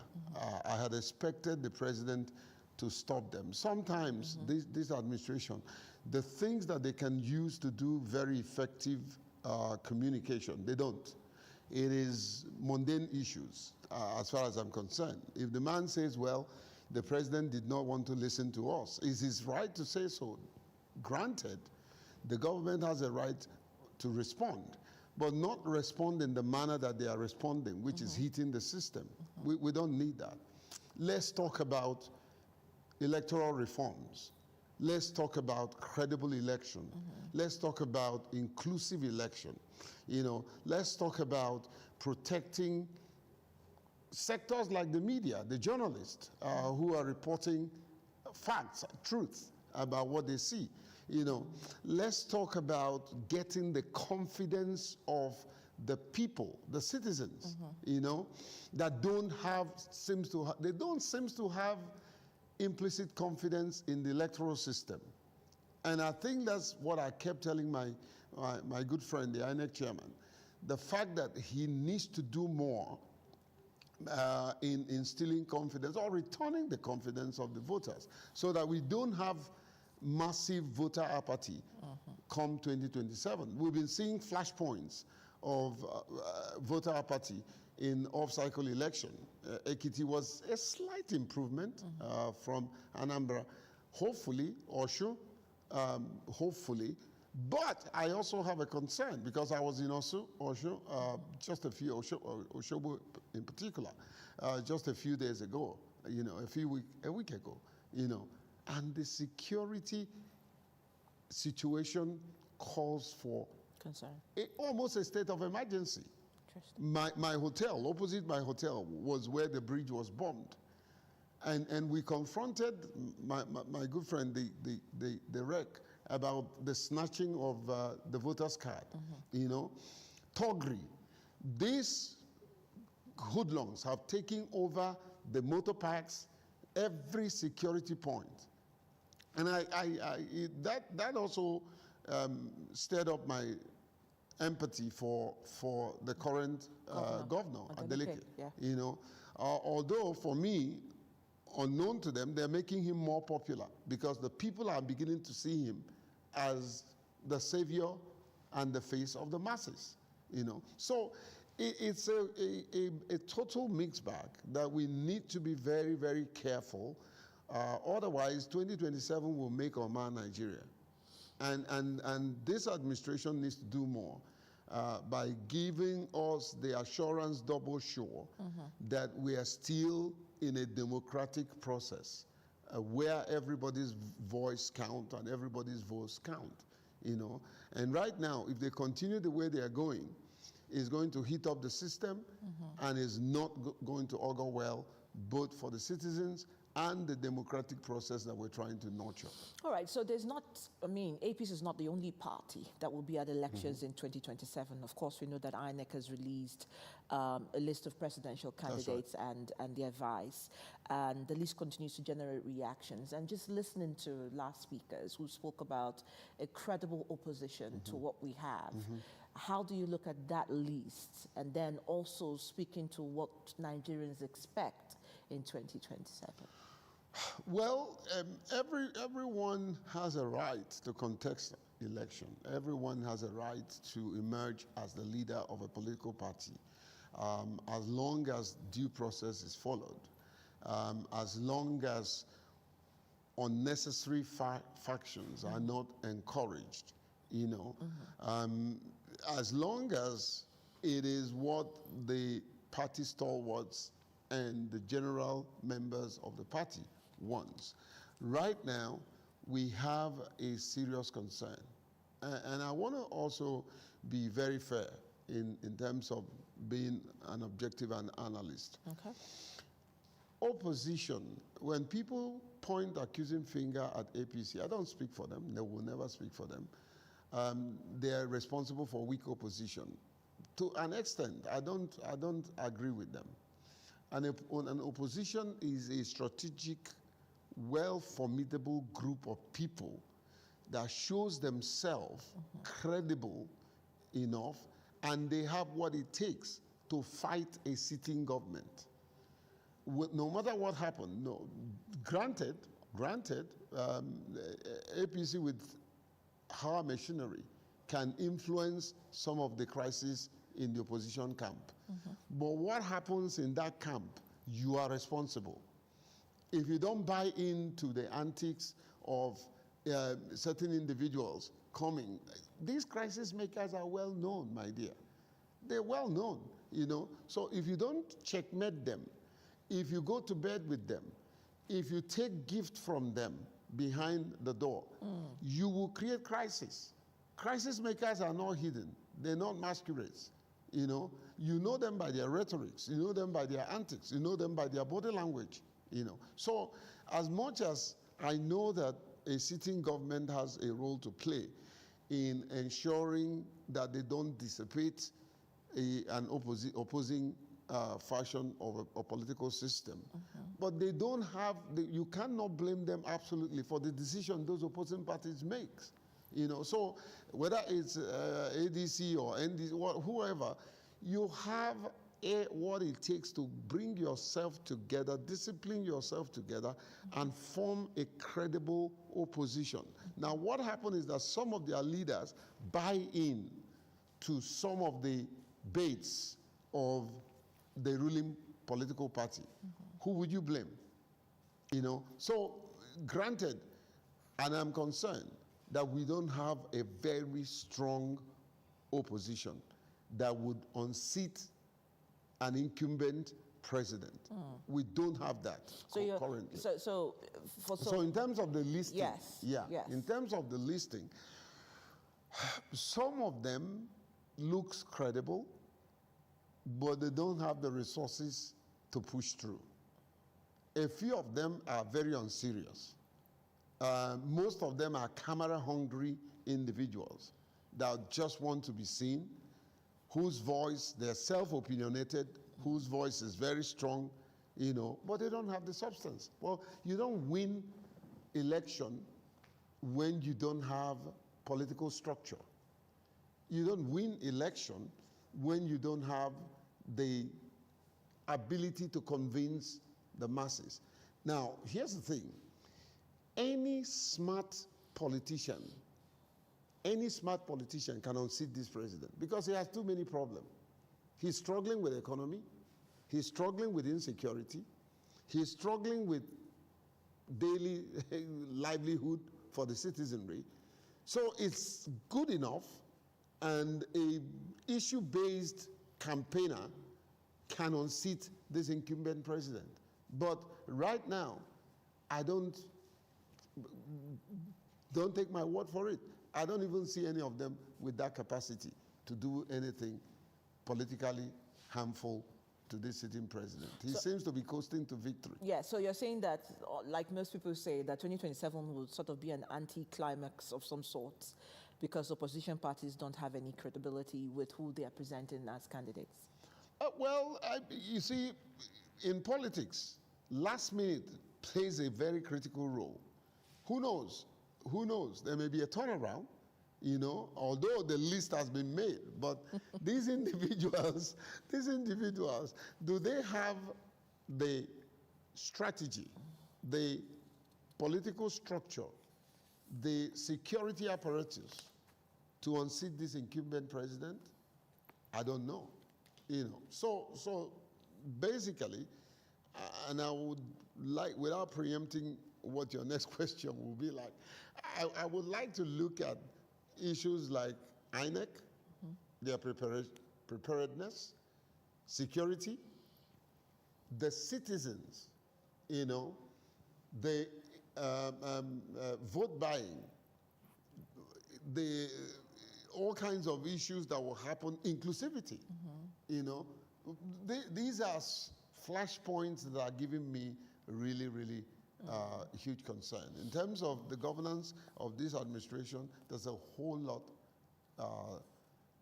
to give a second thought. So, I mean, in terms of opposition, because I'm talking about this based on the fact that, you know, Nigeria is perhaps not the only country looking into election in 2027. I know that Zambia, for instance, is going on into election on August 16th.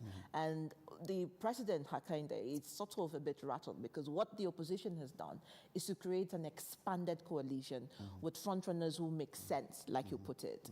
Do you think that, you know, Nigeria's election is perhaps exclusive when you look at the dynamics of how our politics is played in comparison to other African countries as well? Well, first and foremost, Nigeria is a very big country with diverse people and sometimes overeducated people, you know, but ultimately people with deep pocket. And in Africa, we've come to believe that election is about who is richer. All right. So in terms of the dynamics in comparison to other African countries, Nigeria seems to be a very peculiar, very special country, taking into consideration geographical spread, the individuals. But money politics, I've never seen a country that money politics plays a critical role than it is in Nigeria. The vote trading, we're not talking about just vote buying, vote trading. Those who trade in it and those who buy, you know, and all that is huge in Nigeria. So when you find an undemocratic individuals, many of them are cross-board, people with selfish, inordinate ambition, people that I can describe, not everybody, as crooked politicians, whose job it is to grab power and to grab power at all costs, you know, then your comparison with other countries begins to have some loopholes, you know. So succinctly put, we cannot compare the strong coalition or coalescing that we're finding in other countries and that of Nigeria, you know. The reason being that we have very many individuals who have very strong opinion, who have deep pocket, whose decision is either me or nobody else. You know, so that's the kind of scenario in comparison to other African countries. It's a small country, you know. This is a big, very multi-faceted people and issues, you know. So when you find very undemocratic people who are controlling banks, who have billions, who can make and unmake, who believes in godfatherism, you know, that will not compromise, that says is either you do what I say or the highway. This is what you get, you know. All right, don't forget, we're joining Kakaaki Socials in just about a fraction of a minute, just as we just let Doc Apele just round off his thought. Osun State election is scheduled to hold on August 15. I know you've made some comments here about the level of violence, but what's your summary? I mean, in summary, what's your advice? Well, we followed the process. Number one, INEC preparedness. It seems to be ready, quote and unquote, you know, but I met with a very, I think, a smart rec, and I told her, I said, look, this election can define who you are, not necessarily the office you occupy. I said, if you can only be neutral and ensure that this election becomes one of the most credible elections, then you'll get a pass mark. So in terms of INEC preparedness, we've got an assurance double sure that they are ready for that election. I am very concerned about security. Security will make or mar or show election. You know, and then the people's readiness to get involved. There's something I found out about the Osho people. I understand that they can be moved by money or gift and all that. Hopefully, they will vote whosoever, and I emphasize whosoever they want.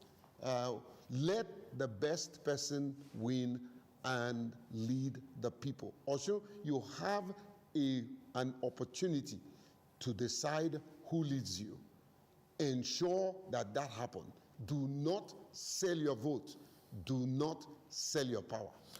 All right, do not sell your vote, do not sell your power. Dr. Jake Apele, founder of TAF Africa, has spoken and cautioned on security at the Osun election. Well, thank you so much. Thank you for all that you guys do. Thank you. You are a voice of democracy, so keep doing that. Thank you, AIT. Thank you. All right, so we'll take a quick break, and when we'll come back, it's then finally time for Kakaaki Socials. In the hallowed chambers where laws are forged and a nation's destiny is decided. This is your parliamentary program, Inside the Parliament on AIT. Voices rise, opinions clash, debates ignite. We cannot be apologetic in the discharge of our constitutional duties as lawmakers of the Federal Republic of Nigeria. The burden of proving that the elections have been conducted peacefully and in accordance with law must shift to INEC. From the Senate to the House of Representatives, this is where policies are tested, laws are crafted, and authority is held to account. We spoke to some lawmakers on their opinions of the document presented by the President. Every motion, every argument carries the hopes of millions. We need more hospitals, more health clinics in communities so that they can effectively take care of the primary health need of our people. The questions are tough. The exchanges are intense. Mr. President, you can have your way, but I will have my say. You can use the gavel, and I will use my voice. And those who want the proviso are 55 in number. And so the proviso says. But who truly stands for the people? Who is driving the change that defines our tomorrow? Let us tell ourselves the truth. Why are we here talking about LGBT, GTBT, whatever? Get the answers on Where Nigeria Decides on Inside the Parliament on AIT every Tuesday, 4:30 p.m. Get ready for a bold new chapter in political discourse. The conversations that matter most are stepping into the spotlight like never before. Political platform, the hard-hitting, no-holds-barred program you have trusted on Ray Power Radio is making a powerful move to television. Tune in to Africa Independent Television, AIT, as political platform debuts on your screen, bringing deeper analysis, sharper debates, and the voices shaping our nation's future right into your screens. From policy and politics breakdowns to real-time discussions with key stakeholders, this is more than a program. It is where opinions are tested, truths are uncovered, and the people's voice is heard. Join seasoned hosts and expert guests as they tackle the issues that define our democracy. No filters, no distractions, just real talk. Political platform now on AIT, 9 to 10 a.m. every weekday. Stay informed, stay engaged, be part of the conversation.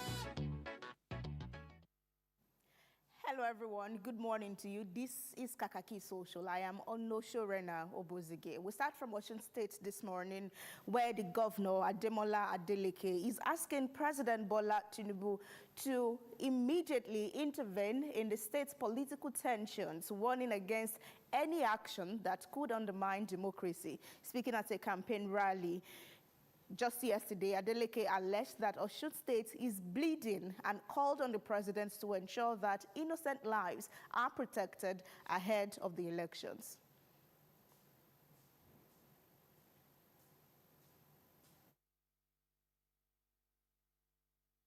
I love you. I love you. It's Professor Listen, President Bola Tinubu.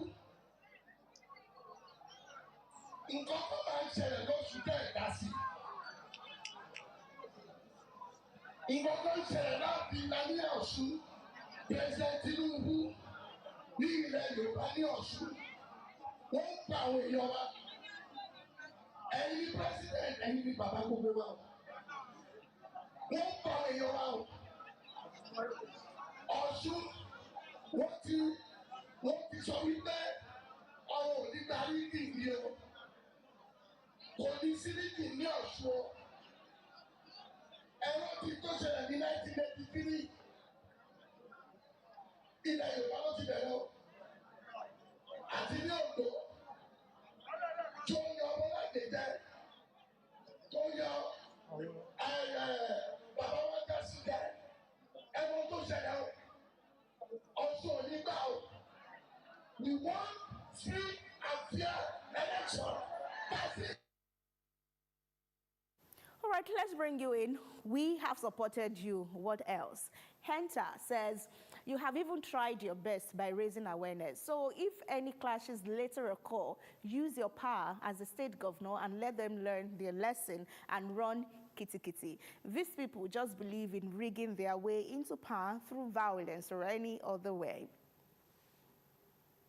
Today in History says, after all his endorsement on Bola Ahmed Tinubu, he's beginning to get his voice back. Ademola Adeleke made himself a toddler in this whole thing. I don't support election malpractices, though.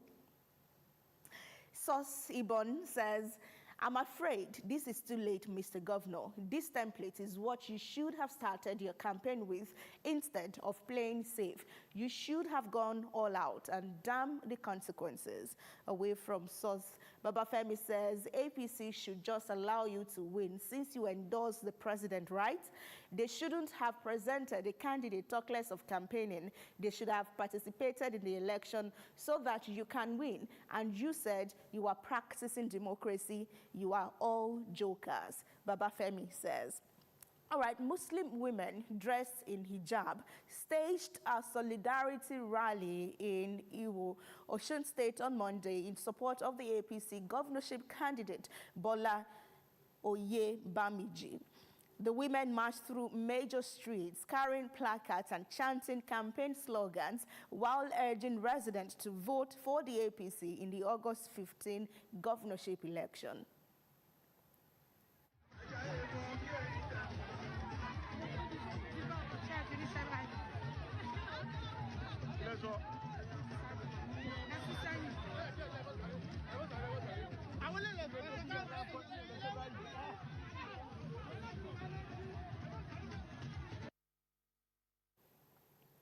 All right, let's bring you in, see how you're reacting. Chief Sam says, you won't see anything like this in the north. The bedrock of Islam in Nigeria, Sharia law is truly on its way to the south and rest of the country. Femi says, where is the proof that they are actual Muslim Elias?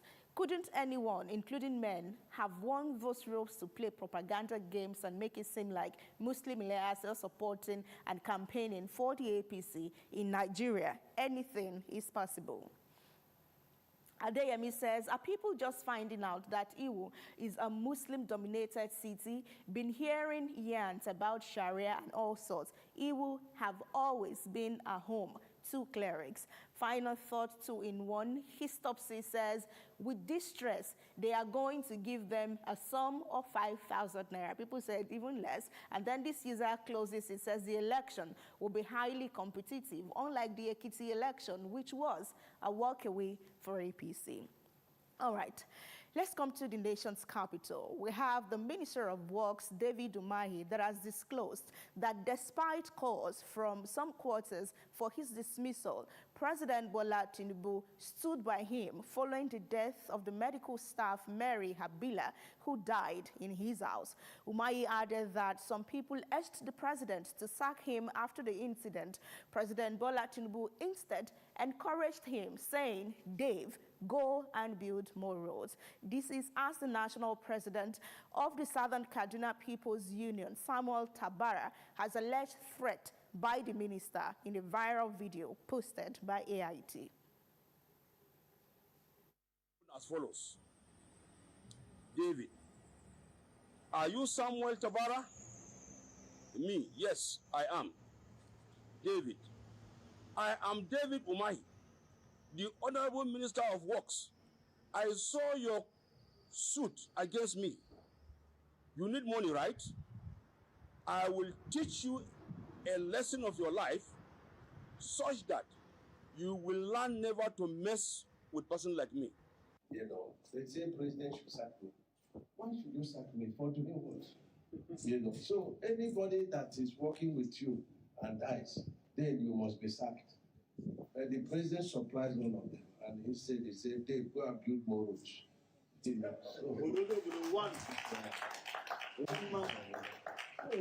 for something that is, you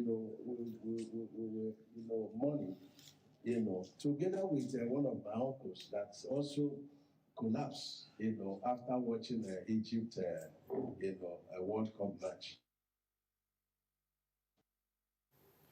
All right, let's see how you're reacting to this. Oladiji Dada says, so the president didn't press ahead for an investigation, yet it is a sacred function of the president as a commander-in-chief to ensure the safety of his citizens. So roads and bridges are more important than human lives, Abi. There it is, right in the faces of Nigerians.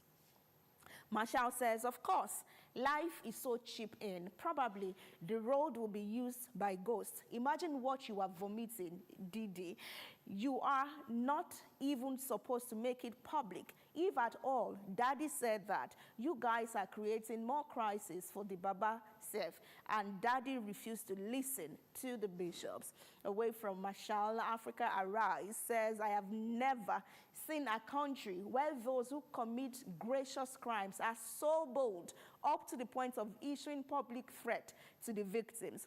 Nigeria judiciary really made a mess of themselves at Nigeria. What will become of the future if we should continue as a lawless state? Teddy Baba says, let's just imagine if this incident happened to an ordinary man. That lady dies in his house. Whether he's around or the lady was waiting for him to come back, by now, police would have detained him pending investigation if there will even be any. But a minister is being shielded by the police, Teddy Baba says. All right. To one of the biggest trends on the space of social media today, a driver has survived a horrific road crash after his vehicle, while he was driving in motion, split into two along the Ogwashuku-Asaba Expressway in Delta State. Videos from the scene showed the wrecked vehicle turn into separate sections following the impact. The driver escaped alive and unhurt, the one in red senator there, although the cause of the accident has not been officially confirmed. It's as this life there, now who God say go down alive, go down alive. This motor scatter into two. Just now this accident happened. This is the owner of the vehicle, nothing happened to him. The vehicle divided into two.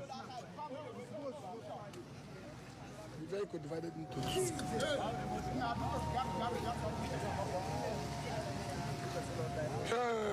Jesus.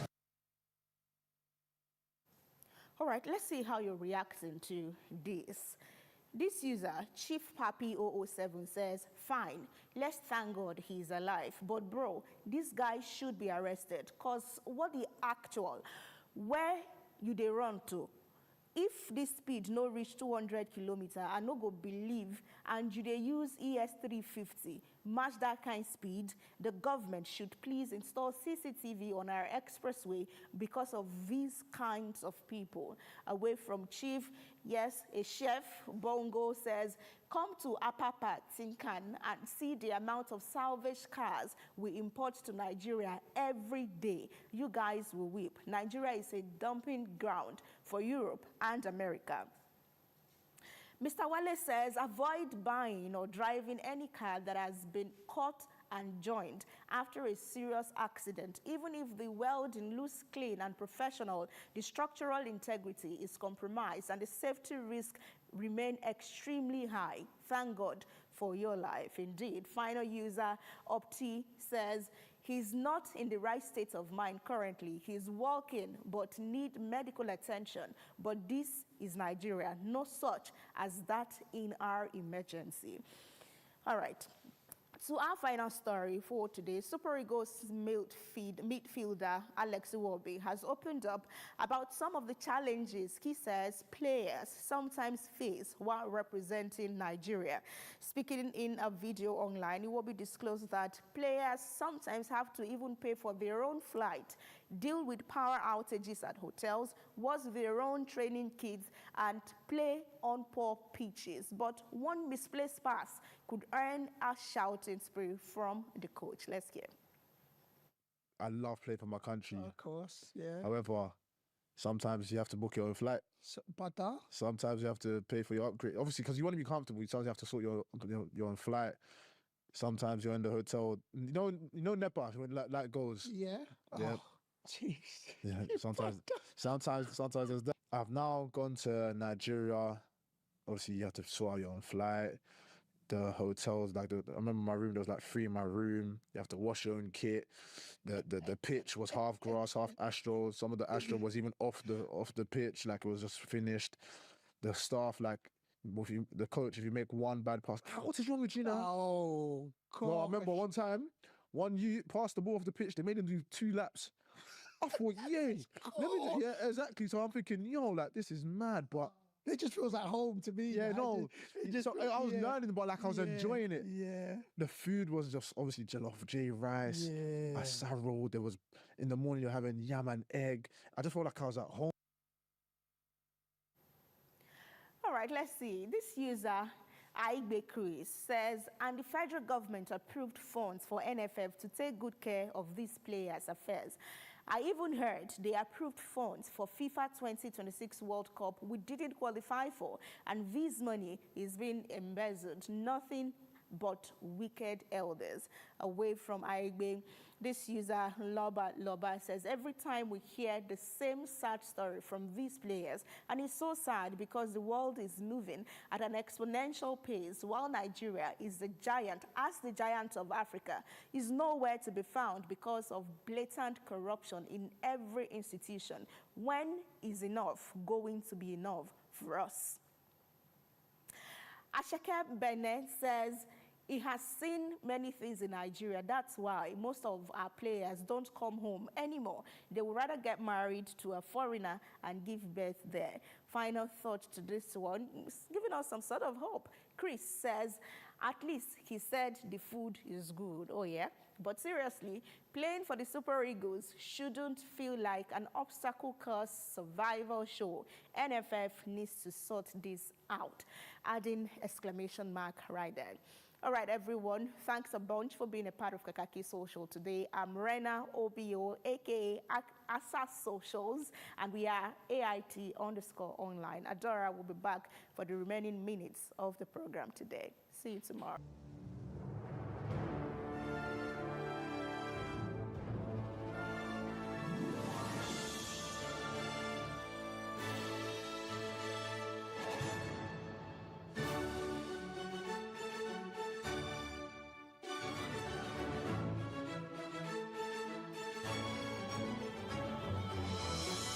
TerraQ, unwrap joy, unleash taste.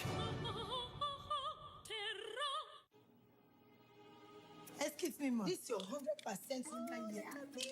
Babes, are you sure you want to spend this much on hair? Didn't your landlord just increase rent? I saved for this one separately on money points. Ma, you say you save on money points? Yes. This madam money points here, the array of hair dryer there, his target savings money points I used to have it. The rest of this my sub, his fees savings money points I used to do it. The salary of this my staff is save as you transact, son. Jennifer, money point save as you transact. Money point fixed savings and money point target savings. Why did German won't contribute to you? Where should they? Come on, oh, you go give your money to Hadaku to save. You see money points accounts there. You know, go open a savings account. Now, Hadaku, you choose. I beg everybody inside this my saloon. Oh, yeah, bring out your phone and download the money points app now. Even you. What are you waiting for? Download the Money Point banking app now and start saving with the bank you can trust. Money Point made. Happy birthday. That is all I can say. Thank you so much. And of course, our next talking point is one that I'm really delighted to be hosting this morning. Days of Women's Achievement Going Unnoticed as gradually head into the history books. Hopefully it will entirely head for the history books. And I'm talking about the conversation that we're going to be having this morning. And African Independent Television has been particularly active in this development of giving voice to more women's conversation. On Friday, remember, we beamed our spotlights on the women in logistics and transport. This morning, we'll be taking a look on Nigerian Association of Women Journalists, NAWOJ, and the maiden edition of Women in Security Summit that we'll be holding, of course, this year. And the brains and initiatives behind it as the national platform aimed at promoting gender inclusion is NAWOJ, and they'll be bringing us the highlights. But in the first instance, let's take this short message. In a nation protected by courage, there are women whose sacrifices shape the future. In every corner of Nigeria, brave women stand watch over the nation. They serve with loyalty, sacrifice, passion, and unwavering commitment to national security. From the front lines to the newsrooms, from intelligence to emergency response, their courage inspires a nation. This is more than an event. It is a celebration of fearless women protecting the nation. WINSEC Summit and Awards 2026, honoring excellence, leadership, and service. A powerful celebration of courage, excellence, leadership, and sacrifice. Wednesday, 5 August 2026. Hosted by NAWOJ in collaboration with NUJ, AIT, and Crime Reporters Global Nigeria. WINSEC 2026. All right, thank you so much. And of course, talking about WINSEC, and it's a platform for promoting gender inclusion in the security sector. And you can see that it's bringing collaborations with stakeholders and recognizing individuals making outstanding contribution in that sector. We have joining us this morning, and they are here live in the studio, Comrade Tita Onyebuchinze, Assistant National Secretary, NUJ National Secretariat Abuja, representing the NUJ, and of course, Project Coordinator, WINSEC 2026. You're welcome. Thank you it's very great much. to have you. Thank you. And we also have Dr. Rebecca Bolanle Ukpevel. She's the Vice Chairperson, NAWOJ FCT, and SA to the immediate past National President of NAWOJ. It's great to have you as well. Thank you very much. Good morning. Yeah, good now, first, I think the first thing to say is congratulations on WINSEC. Thank you. It's great to see that, you know, the voices of women in peace mediation is coming to the fore, especially now that we're looking at, you know, issues on security and insecurity. Women continue to be the burden bearers of insecurity, especially at the local level and at the states. This is the maiden edition of Women in Security Summit. What informed this initiative? And I want to start with you. Okay, thank you very much. WINSEC is a baby of circumstance, a baby of nature. I mean, when I say that, I mean that women are peculiar people. They are peculiar agenda. And, you know, men find certain things difficult, even in security, not to talk of women. Women have peculiar issues. They have peculiar, you know, challenges in all sectors, but particularly in security.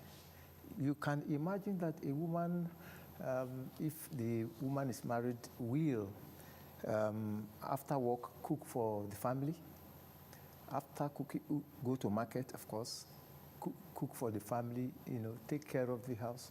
If there are kids, they will take care of the kids, and go to the same field where men operate. And then, of course, to be real to what we're saying, they also will take care of their husbands emotionally. After doing all this, they will still go to operational field. It's enormous, on the part of women. That's why, that is what informed this one. And a lot of women have paid their dues in this security space that needed to be celebrated, So challenges and celebrating hard work, resilience, loyalty, commitment to duty, commitment to duty.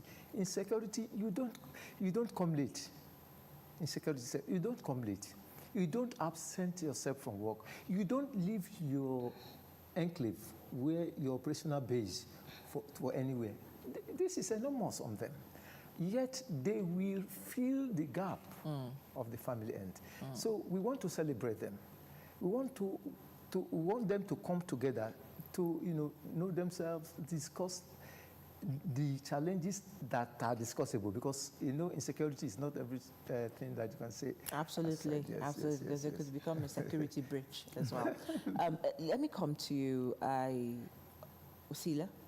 One of the things I know is the fact that when it comes to security, like he's talked about it as a special ecosystem where women operate, and sometimes the operations are different from how the men work. Okay, I beg your pardon, Bolande.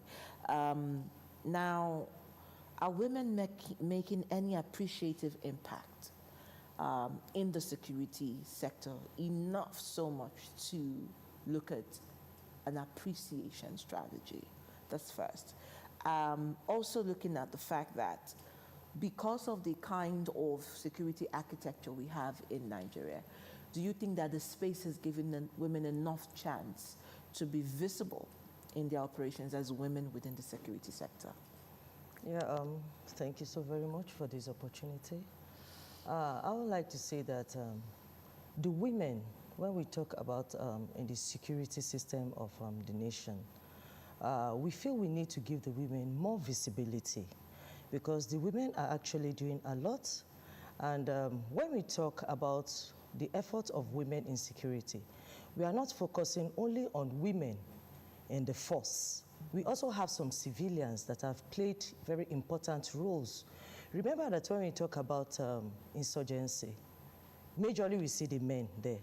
These men are our brothers, our husbands, our friends, our fathers, people around us. So we've discovered that those that have downed their tools of arms, women had their subtle and soft ways of talking them and bringing them out of that wrong mentality, that's excessiveness. Women have been able to subtly bring them out of it. So these are part of the women we're going to celebrate. We also have some women that went to the forefront of insecurity, even in Borno. A pregnant woman, she went to Sambisa Forest and she did the best she could. This also we are going to celebrate her as well. And we have to bring this program at this time because we discovered that women are doing a whole lot. And what women are doing in security needs to be amplified. They need to be appreciated so that we can get more women to come out and ensure that insecurity in Nigeria is addressed, because the men cannot do it alone.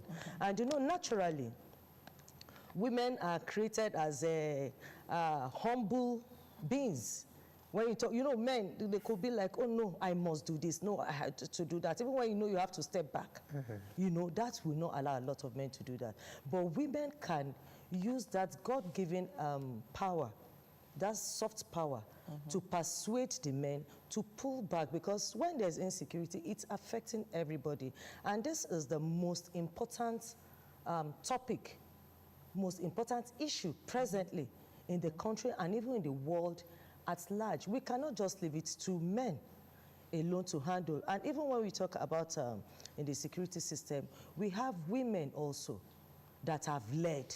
They have led at different levels, which we need to celebrate. So we are looking at amplifying the efforts of our women, amplifying what our women have done. This will also encourage a lot of the women to keep doing what they are doing and even to come out, that their voice matters. Their ideas matters, not only about the men. We shouldn't just fold our hands and leave our husbands to go out there. We have to also see how to support and make peace to reign in the country. Okay, thank you for shedding light on that. And that brings me to the next conversation, because during the media briefing by the NAWOJ chair, a lot of emphasis was laid on creating new security partnerships, collaborations to strengthen the existing ones. So when you think partnerships, what exactly are you looking at as also part of the coordinator? All right, so this event is coming in Nigeria, and the economic situation in the country. Well, when we talk about partnership, it's not only in the economic angle. There are agencies and organizations that must be involved in this thing. Otherwise, it will not connote what you are trying to do.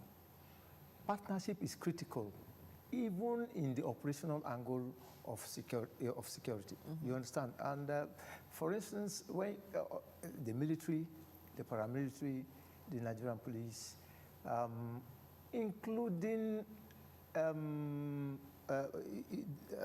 local vigilantes, they are all international organizations. They are all partners. They are all critical partners in this security sector, that we are talking about. And again, when you talk about when you still talk about partnership, there are certain things that cannot be presented in the public, because it has a security base. So you parley them within the security stakeholders, within the partners in the security sector, security space, before you now present it to the fore. So right now the country is talking about managing fake news, and these are some of the things that partnership can go far in doing. Yes. Okay, so Bolande, in terms of partnership, I'm thinking about the policy angle and the policy thrust when it comes to security and women's, inclusion. And I raise this because there's been a lot of national action plans, to review policies within the security sector. I remember that, Nigeria tried to also steer domestication of the United Nations Security Council 1325 policy on women, peace, and security, which is still ongoing, but there's not been a lot of outcomes in that direction. Of course, we also see the Gender Policy Unit that was created by the NSCDC, which is called the Gender Special Force Unit, and of course the gender desk in the police. But in terms of policy, there seems to be an implementation gap. How are you also going to look at using this summit to speak to the gaps as much as you're going to be speaking to the rewards within this conversation? Yeah, actually when we talk about policies, we know that we have a lot of policies. We have a lot of ideas coming here and there, and we know that there's no organization that can just work in silos. That is why we're bringing all together to collaborate. And the main essence of this is to see how we can speak to where those lacunas are, and we see how to cover it up. Because when you bring people out, you bring them out, on a social event as this, we have different paper presentations, and there will be room for Q&A. A lot of this will be addressed, because if we say there are policies, actually, without implementation, there are no policies.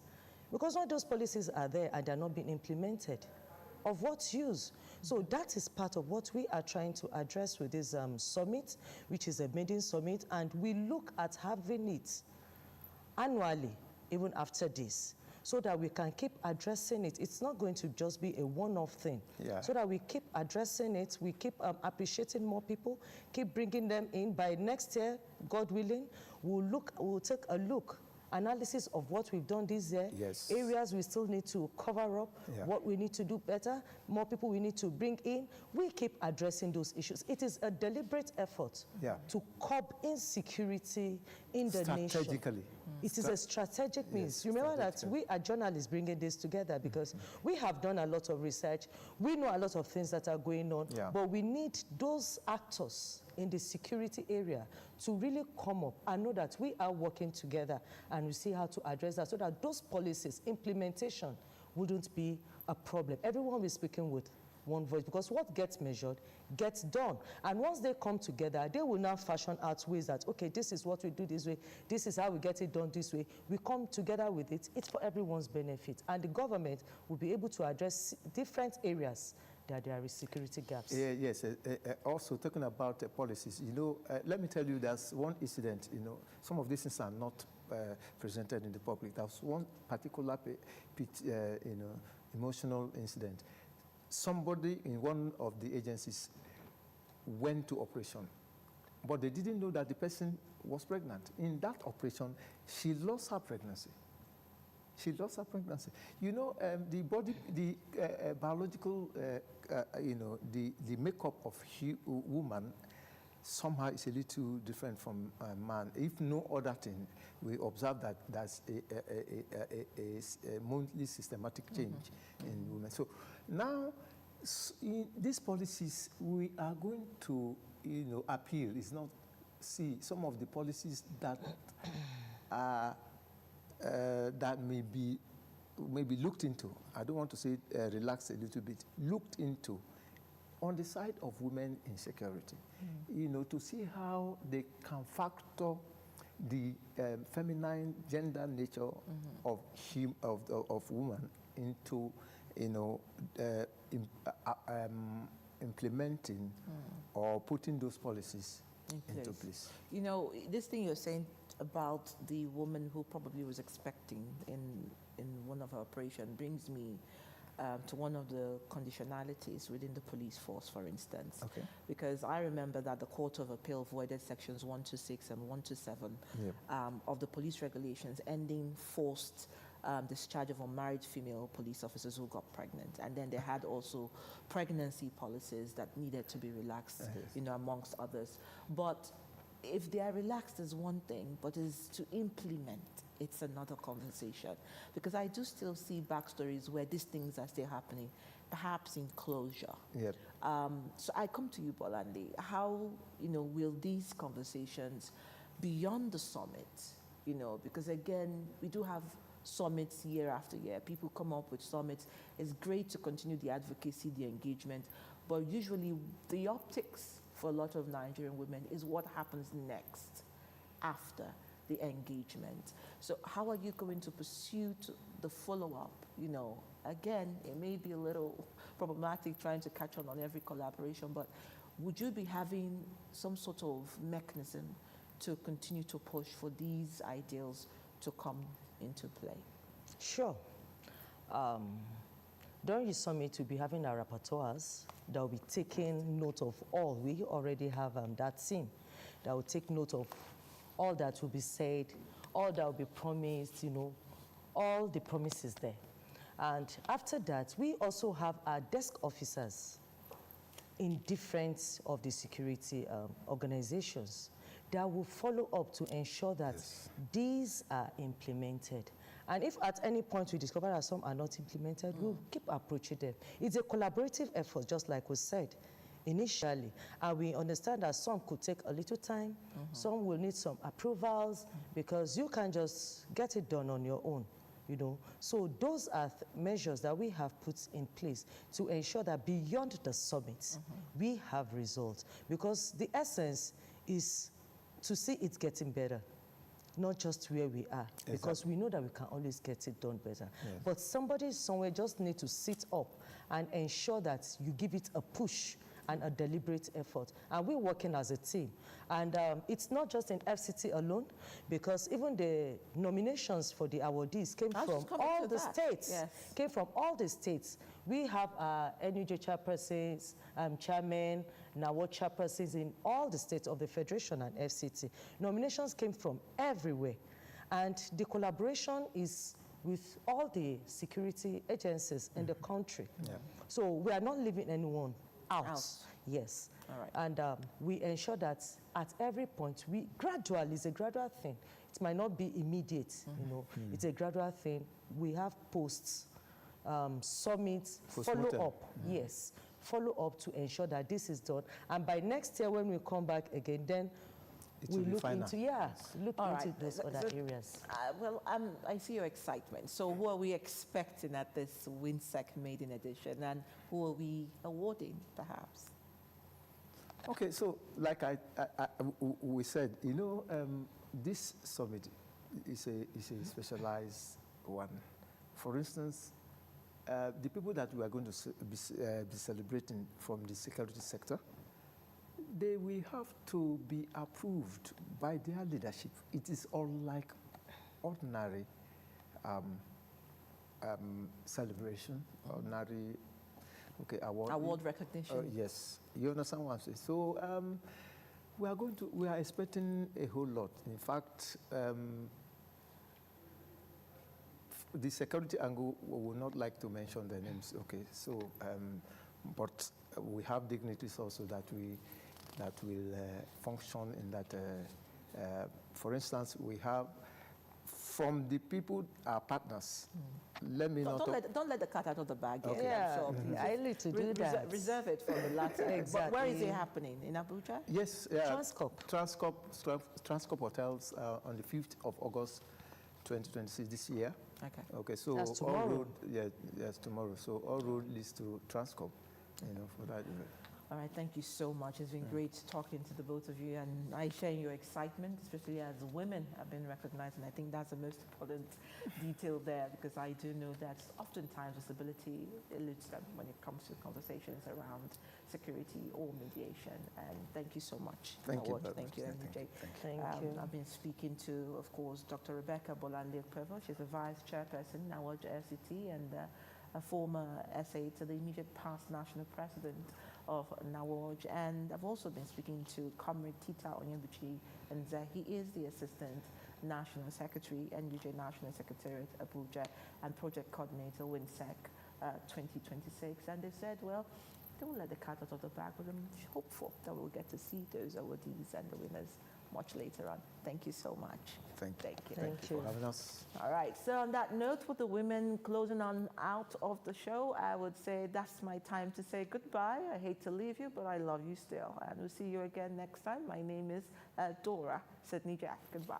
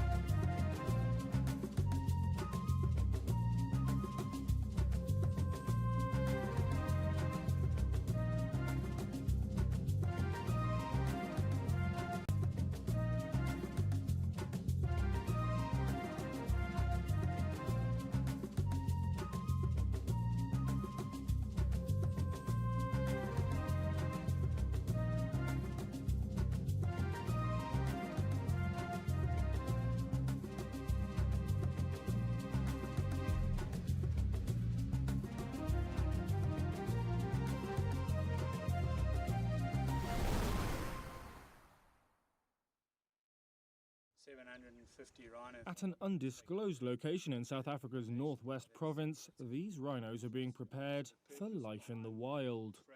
That's under a scheme by conservation NGO African Parks to rewild 2,000 captive-bred white rhinos.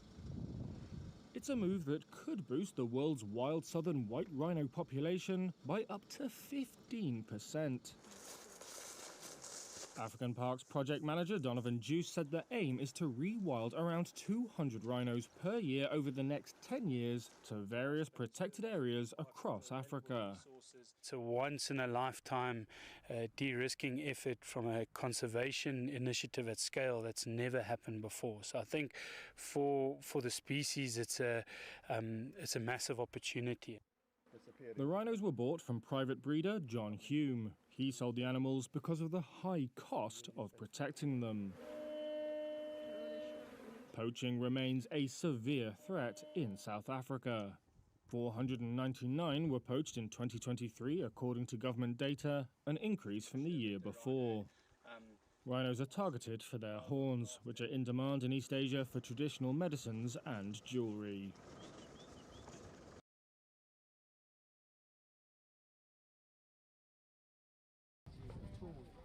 In southwestern Zimbabwe, crops in the mango area have withered away.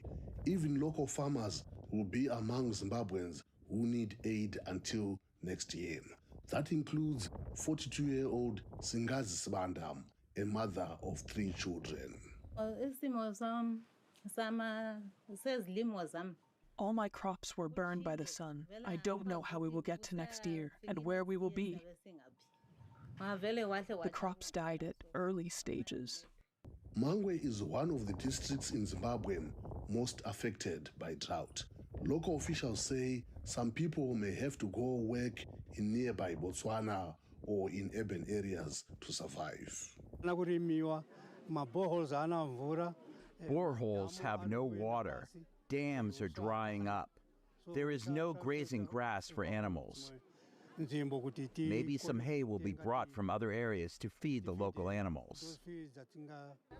Food is being distributed in hard-hit areas. Evelyn Ndlovu is the Minister of Matabeleland South, also in the Mangwe area.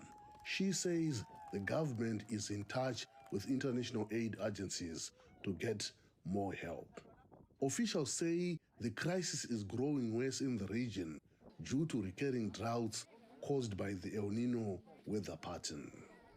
The crop situation in Zimbabwe is very poor at the moment, and we expect that the number of people who will not have adequate stock from their own production to last them until the next harvest, which would be then by the middle of next year, that number of people who will not be able to meet their food needs over that full period will go up. Zimbabwe's government says the 2024 grain harvest will yield about 868,000 tons of grain, an alarming 62% drop from last year's total and far below the target that officials had set for this year.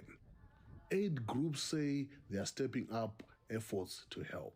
We're focusing on this January to March period, which we have identified is the peak of the lean season. It's the most critical period. But as you're mentioning, it's also important for us to provide additional opportunities so that even throughout the year, people have options and means to support their families and households. A message that brings some hope to people like Sibanda. Meanwhile, Zimbabwe's information minister says the country is working to ease food insecurity by waiving taxes on the importation of rice, maize, potato seed, cooking oil, and genetically modified maize for stock feed in a bid to lower prices for average Zimbabweans. Columbus Mavunga, VOA News, Mangwe, Zimbabwe.